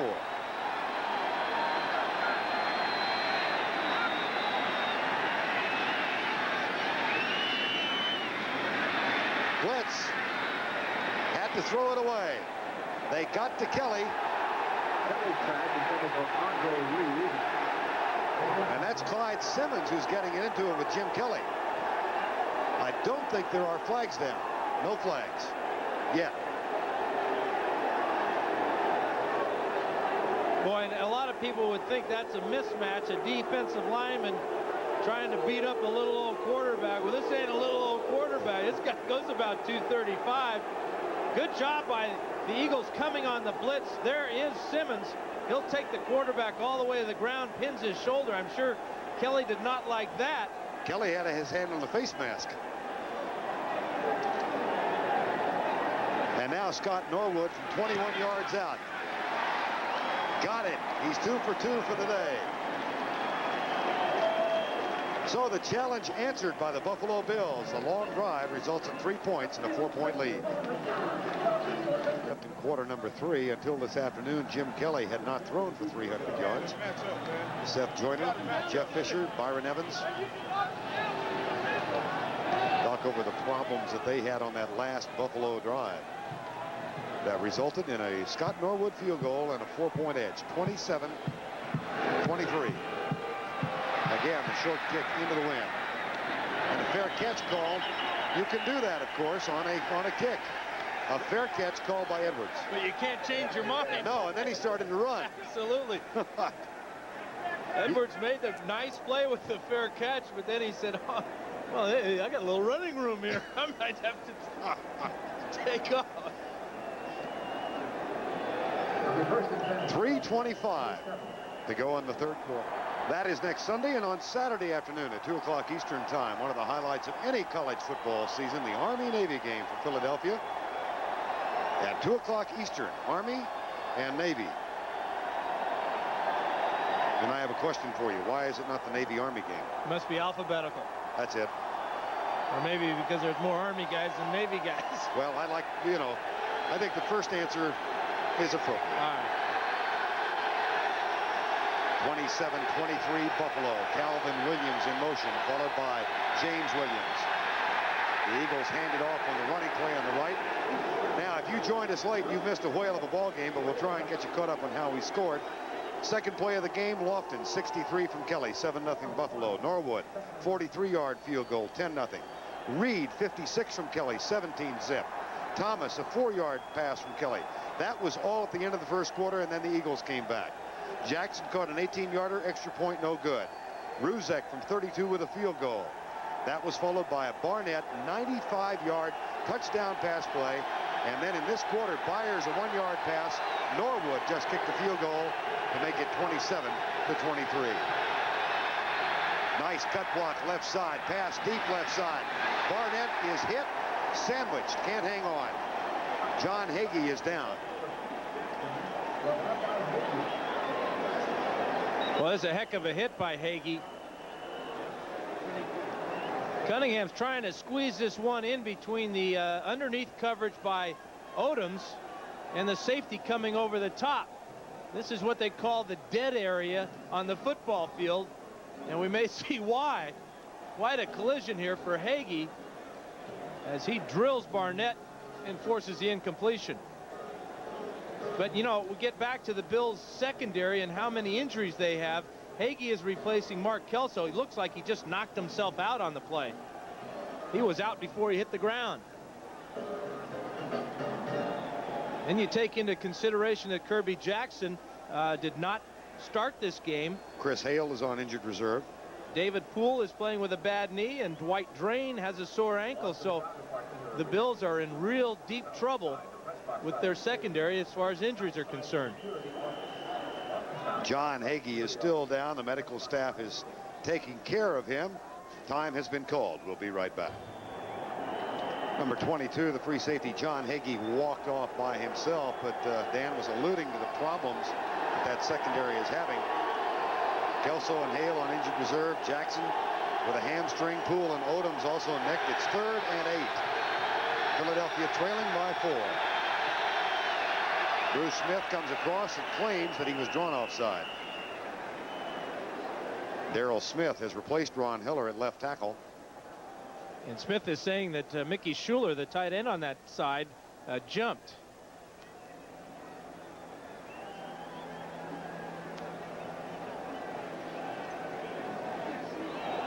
Nope. Going to lose his case. Yeah. Encroachment, 78 defense, 3rd down.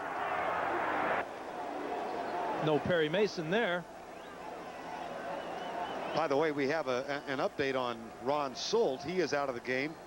Someone fell on his right ankle, so he's questionable for a return, and Bruce Colley has taken his spot. So Smith, Tamburello, and Colley in the offensive line with David Alexander and Singletary now. Colley at right guard. 3rd and 3, 27-23. Cunningham back. Cunningham sacked. Mike Lodish got him, who was inactive last week. The rookie from UCLA with his first sack as a professional. Oh, and he'll remember it forever because you don't get after Randall Cunningham and make sacks. How about that for your very first one? And he's working against 3 guys. It appeared that Alexander just gave up on him. No emotion from Lodish either. 4th down. Feagles with a dandy. Edwards bobbles it. And is wrestled down at the 26-yard line. Tackle is made by David Bailey, a 55-yard punt and an 8-yard return. And Lodish is getting ready to get on the phone and call the folks back at UCLA. Well, he probably reached his an incentive clause there. The Bills probably said. That's right. $10,000 bonus, 1 sack. Maybe 15 if you get a guy like Cunningham. Well, he just made his day, maybe his whole year. Here comes Buffalo, 27-23 with 2:15 to go, quarter number 3.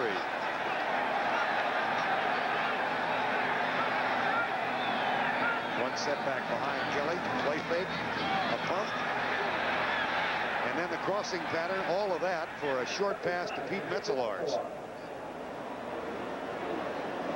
Might want to file that one and bring it out next October. And you wonder where Reggie White has been all day. Well, this is what happens when you're considered the best in the game. Here is number 92, a little late off the ball, and then he's got a lot of company. Metzelaars and Ballard, they're keeping him away from Jim Kelly. He only has 2 tackles on the entire day. Well, Ballard going against 340-pound, or rather White against Ballard at 340. And off to Thurman Thomas, they come left again. That's been their bread and butter running play, and they are out to the 35-yard line before Seth Joyner ranges over to make the tackle. This is what all great running backs do, is they set up their blocks with a little bit of patience here. Thomas is just going to string it out to the outside, and there's the block, there's the crease, and there's the short gain. Close enough for the almost to get that first down. Thomas with 42 yards. Cornelius Bennett and Leonard Smith. James Williams hoping to get a little bit more rest if the offense can get the first down. I don't understand what Thomas is doing standing on the sidelines, though, in this situation. Play fake. Right side. Almost picked off by Ben Smith. The intended receiver was Pete Metzelaars. It'll be fourth down. Obviously, the Bills were looking for pass protection out of those two running backs. But here, Thurman Thomas is on the sidelines. They go with the play action, trying to fool the Eagles. And that's a wonderful play by yet another Eagle rookie. Just another element of how exciting and well played this game has been. Well played, I guess, for the most part. No turnovers thus far. And now Tootin has to punt into the wind. Keep in mind that 38-yard average of his. He's ridden the wind a couple of times. That's not a bad punt at all. Edwards, fair catch at the 27-yard line. Now let's see what's going on elsewhere in the National Football League. Back to our New York studios. Here's Greg Gumbel. All right, Vern, first play of the fourth quarter at Soldier Field in Chicago. Bob Galliano, now in a quarterback for the Lions, has all kinds of time, 22 yards to Richard Johnson. And the point after, the Lions have taken the lead on the Bears, 17-14. Back to Rich Stadium. All right, Greg. Well, Dan, you and I saw Chicago last week. They were soundly defeated by Minnesota, and they're having problems with Detroit. Detroit always plays the Bears tough. Today's no exception. 27-23 here. Reggie Cunningham. Oh, picked off. Ray Bentley has it. There's the first turnover of the ball game. And that is only the fourth interception Cunningham has thrown since the third week of the season. What a big one by Ray Bentley. That is his first interception of 1990. We saw Cunningham pull off a little bit of magic earlier today. He does not get the magic trick this time. The linebackers are not fooled at all by the play action. Look at the hole that he's trying to squeeze this ball through. Bentley, nice job of reading it, getting back and making the grab, and then picking up some much-needed yardage down that sideline. First and 10 following the interception at the 27-yard line. Thomas comes left. Well, they're keeping away from Reggie White, and they are running at the left side. Yeah, and it really doesn't matter who is on that left side, whether it is Jesse Small or Al Harris. The big thing is to get away from Reggie White. That's the end of the third quarter with our score 27-23 Buffalo. Our coverage continues after this message from your local station. You're watching the... We are at Rich Stadium, Orchard Park, New York, just outside Buffalo. Vern Lundquist along with Dan Fouts. Buffalo and Philadelphia getting together for the first time since 1987 when they played in Philadelphia, quarter number 4. And the Bills have a second down and 10 at the Philadelphia 27-yard line. Kelly back, knocked down again. This time it was Golick for the second time in the ball game. Mike Golick. That is such a big play for a defensive lineman. Golick only has 1.5 sacks on the year, but yet today he's foiled 2 pass attempts from Jim Kelly, just getting his hands up in the air and showing that he is a pretty good athlete. That is not an easy thing to do. You've got somebody punching in the stomach, one of those big offensive linemen trying to keep you away from the quarterback. Nice play. Third and 10. 27-23. Bills lead. Blitz is coming from Hopkins. Pass right side. Lofton can't hang on. Fourth down. You won't see James Lofton drop many passes, but you look at the end of this play and watch his head. He knows he's getting close to the sideline. He's planning on getting his feet down, and I think he just takes his eye off the ball at the last second, worried about that sideline. Scott Norwood comes on to try the field goal. His third attempt. Frank Reich will hold. 45 yards out, but he does have the wind behind him.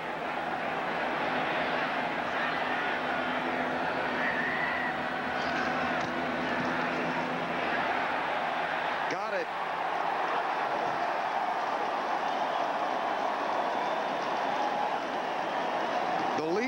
is 7 with 14:49. 506 and 540 G's. The Buffalo Bills squandered all but 1 point of a 24-0 first quarter lead, but they have put back-to-back field goals together from Scott Norwood now at the end of the third and the beginning of the fourth, and they have a 30-27 lead. Norwood getting ready to kick off. Rick Terry of the special teams is out there to hold the ball in place. And that is a short kick considering the wind. Edwards gets it at the 18. And a modest return considering where he started. Well, how important is this game to Philadelphia and Buffalo? If the season ended today, the division champions would be the Giants, Chicago, and the 49ers. The wild cards, and there are 3 this year, would be Philadelphia, Green Bay, and Washington. But it's a wild chase, particularly for the wild card spot. The Eagles are back in the thick of it with this 5-game win streak, but they really can't afford too many more losses. And in talking to Buddy Ryan last night, he says he wants to reel those Giants in. A win today, a Giant loss tomorrow night, they'd only be 2 back. Myers in motion, handoff up the middle. They trap it and get about 5 out across the 30. Heath Sherman to the 23. I am fighting this terrible inclination to call Heath Sherman Sherman Heath. And I think back to our colleague Jack Buck 25 years ago when Pettis Norman was a tight end for the Cowboys. Jack couldn't get it right. And Pettis Norman became Norman Pettis throughout the Texas area. And of course, Jack became Buck Jack. So this is Lundquist, Byrne, and Poutzdam. I've been called worse. I have too. Cunningham back. Jackson hangs on and leans forward. Looked like a sequoia being toppled. And he's got the first down at the 41. That was an outstanding effort by Jackson, knowing that he was right at the distance needed for the first down, and he just used all his strength to fall backwards and pick it up. Clock 13:35 remaining. The Eagles are down by 7. They got to within 1 after trailing by 24.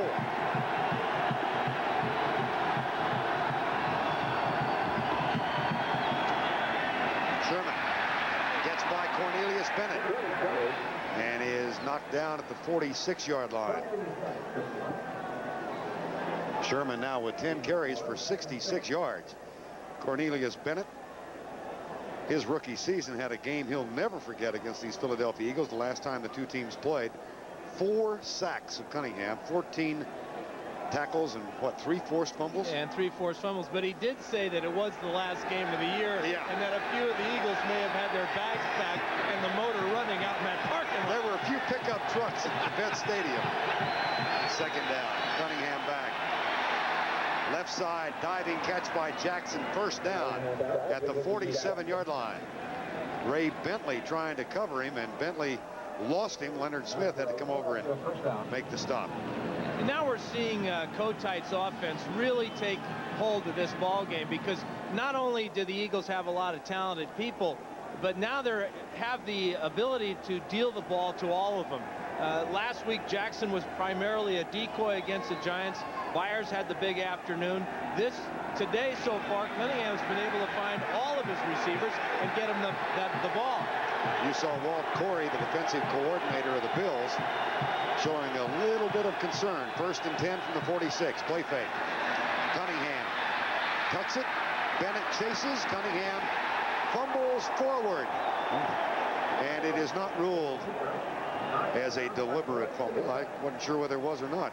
I can't imagine he threw out that. Cornelius Bennett is just going to drill him. Cunningham's trying to avoid the tackle here. Will miss with his straight arm, and Bennett gets underneath him, and he just pancakes him on the sidelines.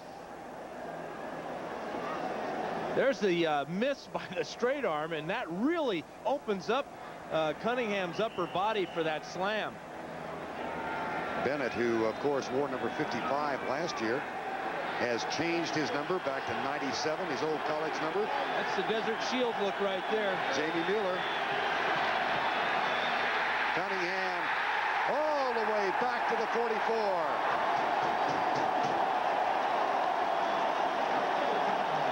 occasion, 4 sacks in '87. There's his first in 1990 against the Eagles. And that's 5 today for the Bills defense against Cunningham.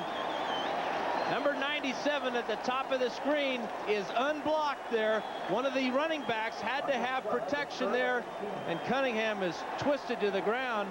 A huge loss, and that's 10 tackles now for Cornelius Bennett on the afternoon. And he's got his own little celebration deal going too, doesn't he? That's a modest dance. No, he's tired. Not easy to dance when you're breathing hard. It's a tired dance. 3rd and 18. Cunningham into double coverage for Calvin Williams. Incomplete. Williams and Hagee were back to defend. And it'll be a punt forthcoming for the Philadelphia Eagles. This game has really gone back and forth. The Bills have answered the challenge. Foul. Roughing the passer. Whoa. Number 96 defense. First down. Did not see the flag. Yeah, Leon Seals was caught by our referee, Tom Dooley, at the end of this play. There's the toss, and there's the cheap shot right up under the chin. Cunningham goes down. The Eagle bench is calling for a flag. Watch the flag come out of the back pocket here. Boy, what a big play that was. The Bills were going to get the ball back there, and now the Eagles have the ball on the 40-yard line of Buffalo. In college, he was known as Dr. Sack. Seals, that is. That won't be the appellation this time. Here's Cunningham on first down. Up in the pocket to the 40, 35-yard line. But what a big play. 3rd and 18, and Seals guilty of the personal foul. Well, the Eagles have got their pass blocking specialist in the game. Anthony Toney is number 25, and he's going to come out here and block on Cornelius Bennett, and does an outstanding job giving his quarterback a chance to get up in the pocket. And another flag on that last Well, play. an illegal shift. Number 88. It will be first down. That's on Keith Jackson.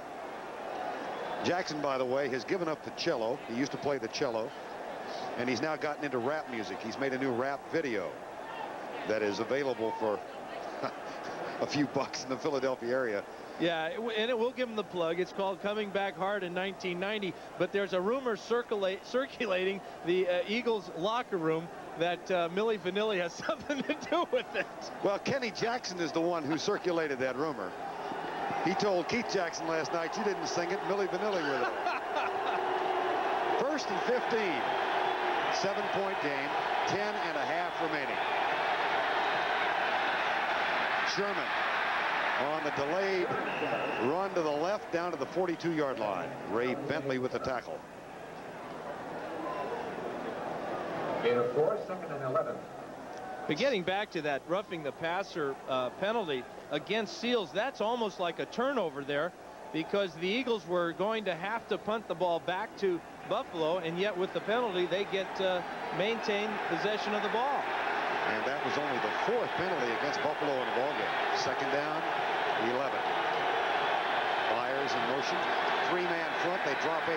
Buffalo, that is. And Byers makes the catch at the 35-yard line. They might give him the 34, and that'll set up a 3rd and a long 5 needed for the first down. Byers with 5 catches. And he's in motion here, and he'll run what they call a stop pattern, reading where the weakness of the defense is, right between the linebackers, making the grab and then falling forward, and giving the Eagles now a situation that is very manageable. 3rd and 4, they can run or they can pass. Buffalo has given up 46% on 3rd downs this year. It's 3rd and 5. And the blitz is coming. Cunningham sacked by Talley.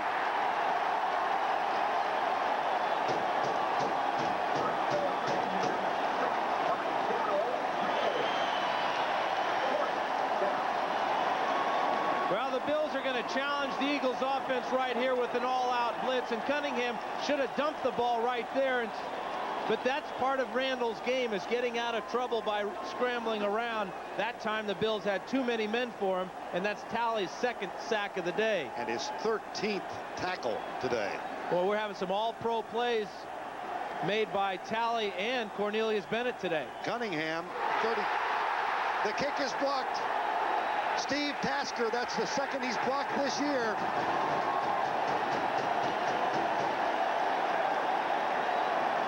He is a Pro Bowl special teamer. Spiegels is down.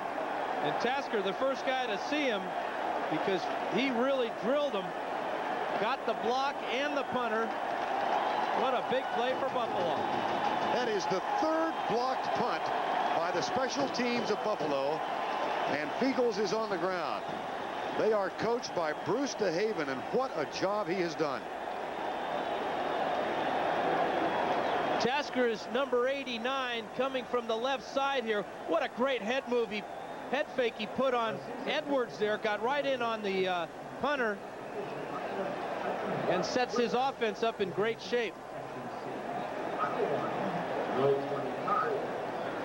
Boy, and Spiegels, he hits his head on the turf and might have knocked himself out.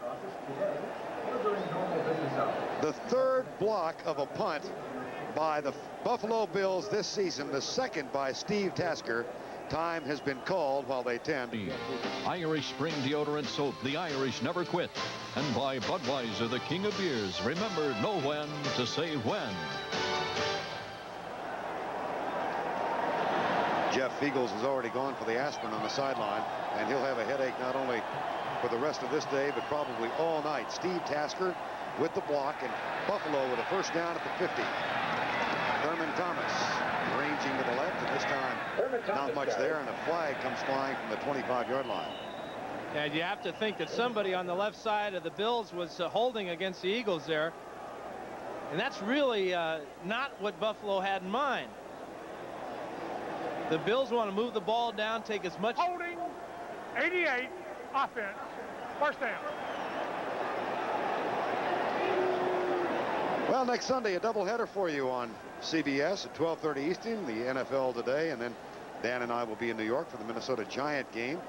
That one with all kinds of playoff implications. The Vikings suddenly alive. The second game of the doubleheader, Chicago at Washington. Washington running all over Miami this afternoon as they try and revive their hopes. And Chicago fighting off Detroit. Chicago at Washington, second game of the doubleheader next week. First and 10. First and 20, I beg your pardon. Here comes Joyner on the blitz. And James Lofton hangs on to this one, gets the 10 back, +2 to the Eagle 48-yard line. Well, that may be the play of the game, because that will keep Buffalo in very manageable situations. A 2nd and 8 will be the next type of situation, but they want to move the ball down now and just get a field goal, extend this lead past this 7, where we may have an overtime if they don't, to a 10-point lead, and let their defense turn it loose against Randall Cunningham. 8 minutes remaining. 30-23. Second down at 8. Thomas going left. Howard Ballard pulled and led the way. And Byron Evans makes the tackle, the middle linebacker, number 56. That's a wonderful play by Evans, because if he doesn't make that tackle, Thomas is down the sidelines for an easy first down. Byron Evans, Buddy Ryan says he's not the biggest middle linebacker in the league, but he hits as hard as anybody. And he's a very intuitive player, plays by instinct, and the coaches say by the seat of his pants sometimes, but he gets the job done. Very inspirational leader, and that's what you need out of your middle linebacker. Big play, third down and 6 from the 46, a 30-23 lead for Buffalo. Blitz is coming. Pass to Thomas. Flag is down as well. And the pass is incomplete. The flag thrown on the line of scrimmage. Yeah, they got Howard Ballard rocking back in his stance, number 75. But the Eagles will refuse this, bringing up a 4th down. 340 pounds. And there's no ring around the middle. No, he's solid. Yes, he is a big man, and he got that 340 moving in the wrong direction too soon. I thought I felt the earth tilt.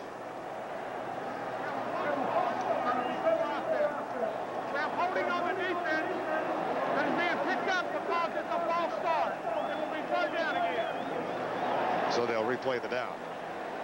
Yeah, they blamed it on number 74, I think, but that's Glenn Parker, and he's sitting on the bench right now. But it was Ballard that moved. Interesting that his false start nullified the play so that the holding penalty had no bearing.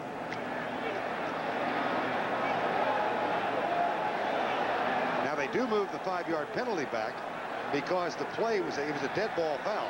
Absolutely. So it is 3rd and 11 from the 49. Again, whoa, motion. Dolan jumped back, flags are all over the place. And Kelly is hauled down by Clyde Simmons. But now let's see if, and we've got another flag on the far side of the field. Well, Andre Reed and Andre Waters are having a little confab. About 6 Eagles jumped off sides as Kelly used the hard count. Heads up play by Jim Kelly. Offside, defense, 3rd down. See, when the referee doesn't give you a number, that's a multiple one there. He could have picked anybody. Kelly got them all. Well, the Bills got a break today. Washington rolls over Miami. Rams defeat Cleveland. And if there was any doubt, the Cleveland Browns are now officially out of the playoffs. There's headline, that little booger. 3rd down and 6. Kelly with pressure. Intercepted by Seth Joyner. He thought about lateraling. It's a loose ball. Joyner not only thought about it, he did it. Now who comes up with it? I think Philadelphia. No, Buffalo. And Buffalo will have possession there because the Eagles did have it. Joyner made the interception and then made the mistake of not hanging on to it. I think they're getting so used to scoring touchdowns. They've had 3 in the last 3 weeks that was what was on Joyner's mind. He does an outstanding job of covering Thurman Thomas here, number 34, out of the backfield, steps in front of him, makes this interception, and then makes this big mistake. Trying to get the ball to Frizzell, and then Eric Allen had a real shot at picking it up. And somewhere down there, a blue shirt's got it. Looks like it's Jim Richard. And it was Thurman Thomas who knocked the ball loose, or knocked the ball away, as Joyner tried to get it back to Frizzell. And a fresh set of downs to work on the clock for the Buffalo Bills. And keep in mind, under the new rules now for 1990, despite Thurman Thomas running out of bounds, the clock will restart until we get to the 5-minute mark. Boy, it wasn't. Haven't we been at this 50-yard line spot on the field for about the last half hour?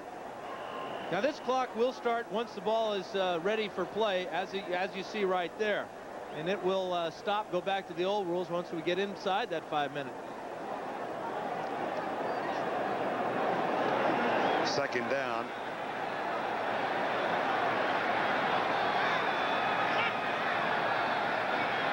(30 to 23). Oh, what a catch! Eric Allen on top of Andre Reed. That'll bring up a 3rd down. This is a short gain for the Bills. Reed and Allen. Reed slips down, and that is a wonderful grab. Vern, he just kept his eyes on the ball and his concentration, and he's a little bit disappointed that he slipped before the ball got to him. Well, a couple of minutes have gone off the clock, and once again, a 3rd and long. 5:04 remaining. A 7-point ball game. Buffalo has the lead. No blitz. Kelly across the middle. A diving catch for the 1st down at the 38. James Lofton. Bruce Colley's reaction. James Lofton is having a career day and a wonderful career. A 3rd down catch over the middle. He slips a little bit. He keeps his eye on the ball, and he makes the 1st down. Kelly is throwing very catchable balls as well. Nice tight spiral, a lot of touch on it, making it easy for his receivers to make those grabs. In this wind, those tight spirals, you don't see the shoebox floating around out there. Thank goodness. And a chance to work for another couple of minutes on the clock. 4:14 and running. And off to Thomas. Reggie White knocks him down at the 35. This telecast is presented by authority of the National Football League, and this CBS telecast is intended for the private use of our audience. Any rebroadcast or other use of this telecast without the express written consent of CBS, the Bills, and the National Football League is prohibited. And this is one that's well worth copying if you had a mind to. It sure is. If you've not been with us, it started with a 24-point first quarter by the Buffalo Bills. The Eagles fought back to 24-23. Scott Norwood's 2 field goals since then have brought us to our current status of 30-23. Kelly, Thomas, caught and dropped at the 40. And among other things, that might prove costly when it comes to a potential field goal. Well, how many times are you going to go to that well on the left side there? The Eagles know that they're vulnerable there against the run. The Bills have had all their success running the ball on the ground around that left side. That time, our man Jesse Small got some help from his pals and stopped Thomas for a big loss. Eagles have called timeout. 3:08 remains in the ball game. Buffalo has a 3rd down and 12 when we return. AT&T, the right choice. In a 1966 game, the Giants scored 41 points and yet were defeated by 31 points. Who beat New York in the highest scoring game in NFL history? The Cleveland Browns, the Philadelphia Eagles, or the Washington... The Redskins defeated the Giants 72-41 to help set the record. If you said Washington, you made the... Try and force a big play here for their defense, get a turnover. Here they came. Maybe a free play. Well, really a lack of discipline on the part of the Eagles. They had, again, about 4 or 5 guys offsides. Izell Jenkins was 4 yards across. We have offsides. Defense. Number 46. 3rd down. Jenkins is number 46 from the right side of the screen, and he'll be about 4 yards deep in the backfield there. Easy call and a real crucial mistake by the Eagles. 9 penalties today, and 5 of the 9 have been for offside. And so instead of 3rd and 12, let's do it again, 3rd and 7. And they're going to come after him again. Max blitz across the middle, caught by Andre Reed. Close for the first down. He might have it.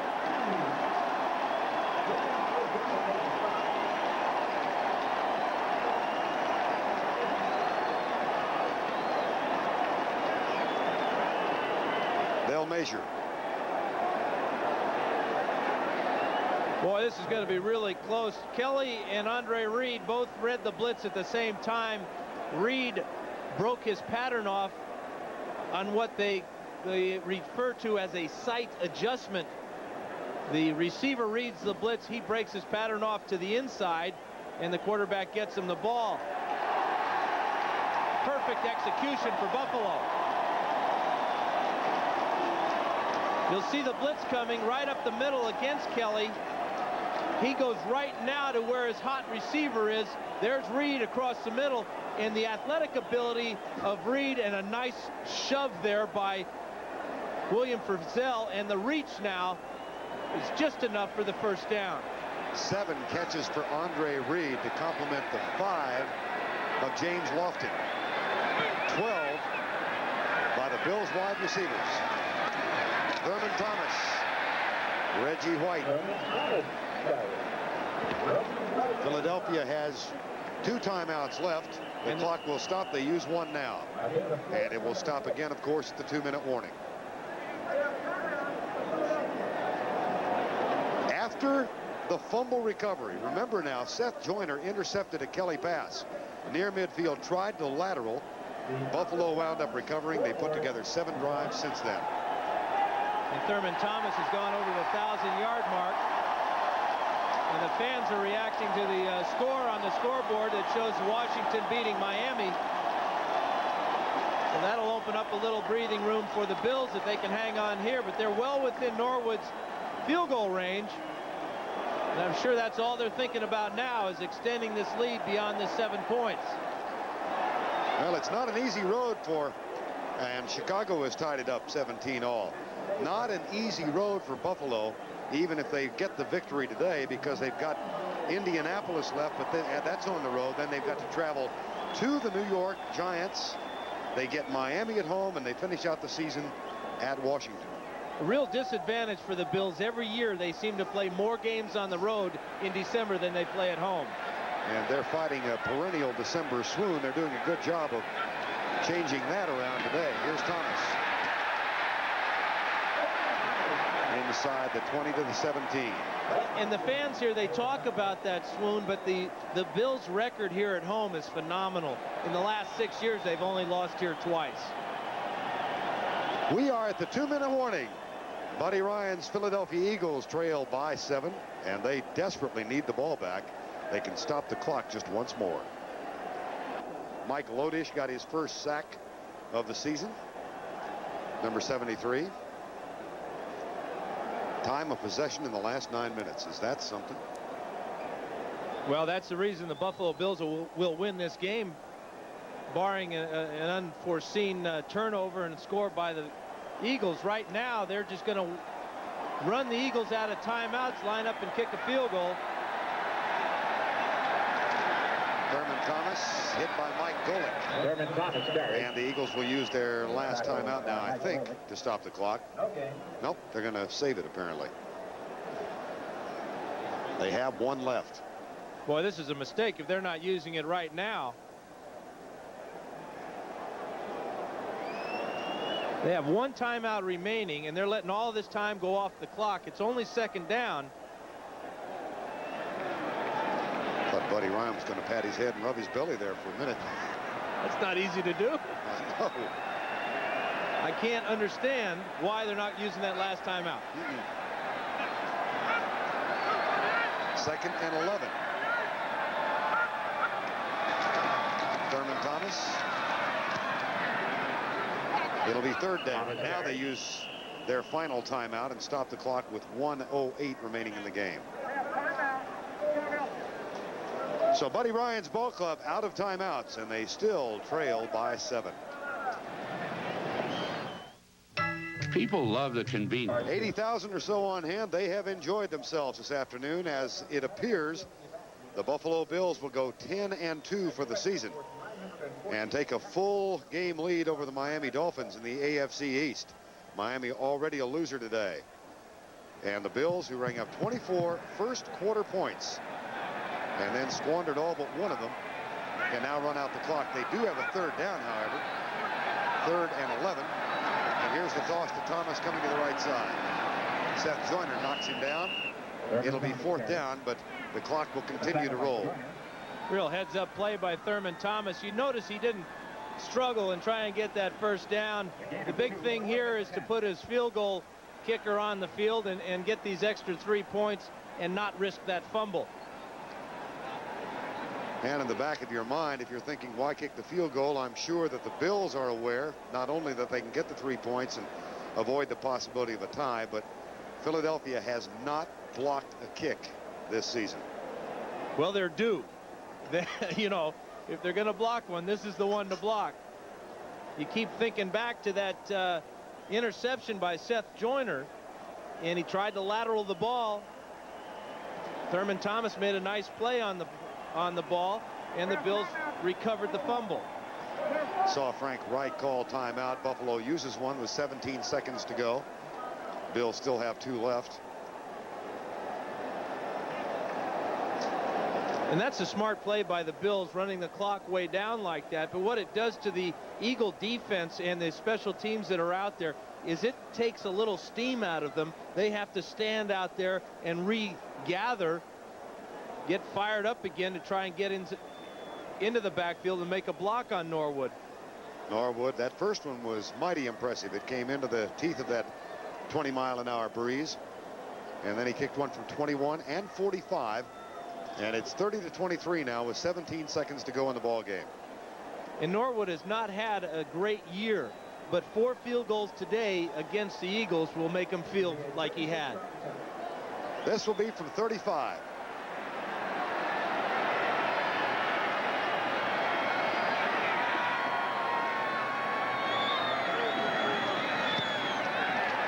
Whoa, stays wide right. Well, now, 13 seconds to go, no timeouts. Perfect situation for Randall Cunningham. All he needs is 3rd and 18 and the ball at the 5-yard line. He can throw another 95-yarder. Well, it is not over yet. Absolutely not over. Ball's on the 20. They got 80 yards to go in 13 seconds. No problem. Cunningham, 217.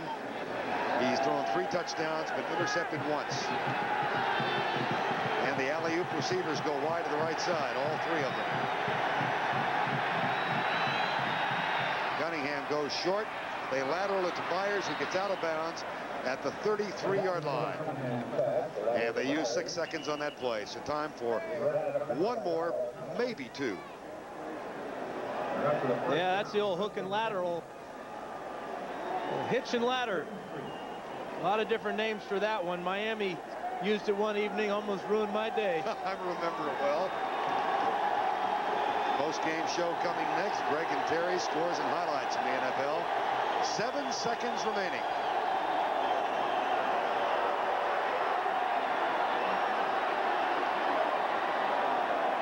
Triple coverage. Batted away. Game is over. John Hagee and his Buffalo Bill teammates have a 10-2 record. And the Philadelphia Eagles see their 5-game win streak come to a close. They are 7-5 for the year. Final score, 30-23. One of the worst things you can have is a winning streak in this league. We saw a couple go by last week, and now the Eagles' 5-game streak is snapped.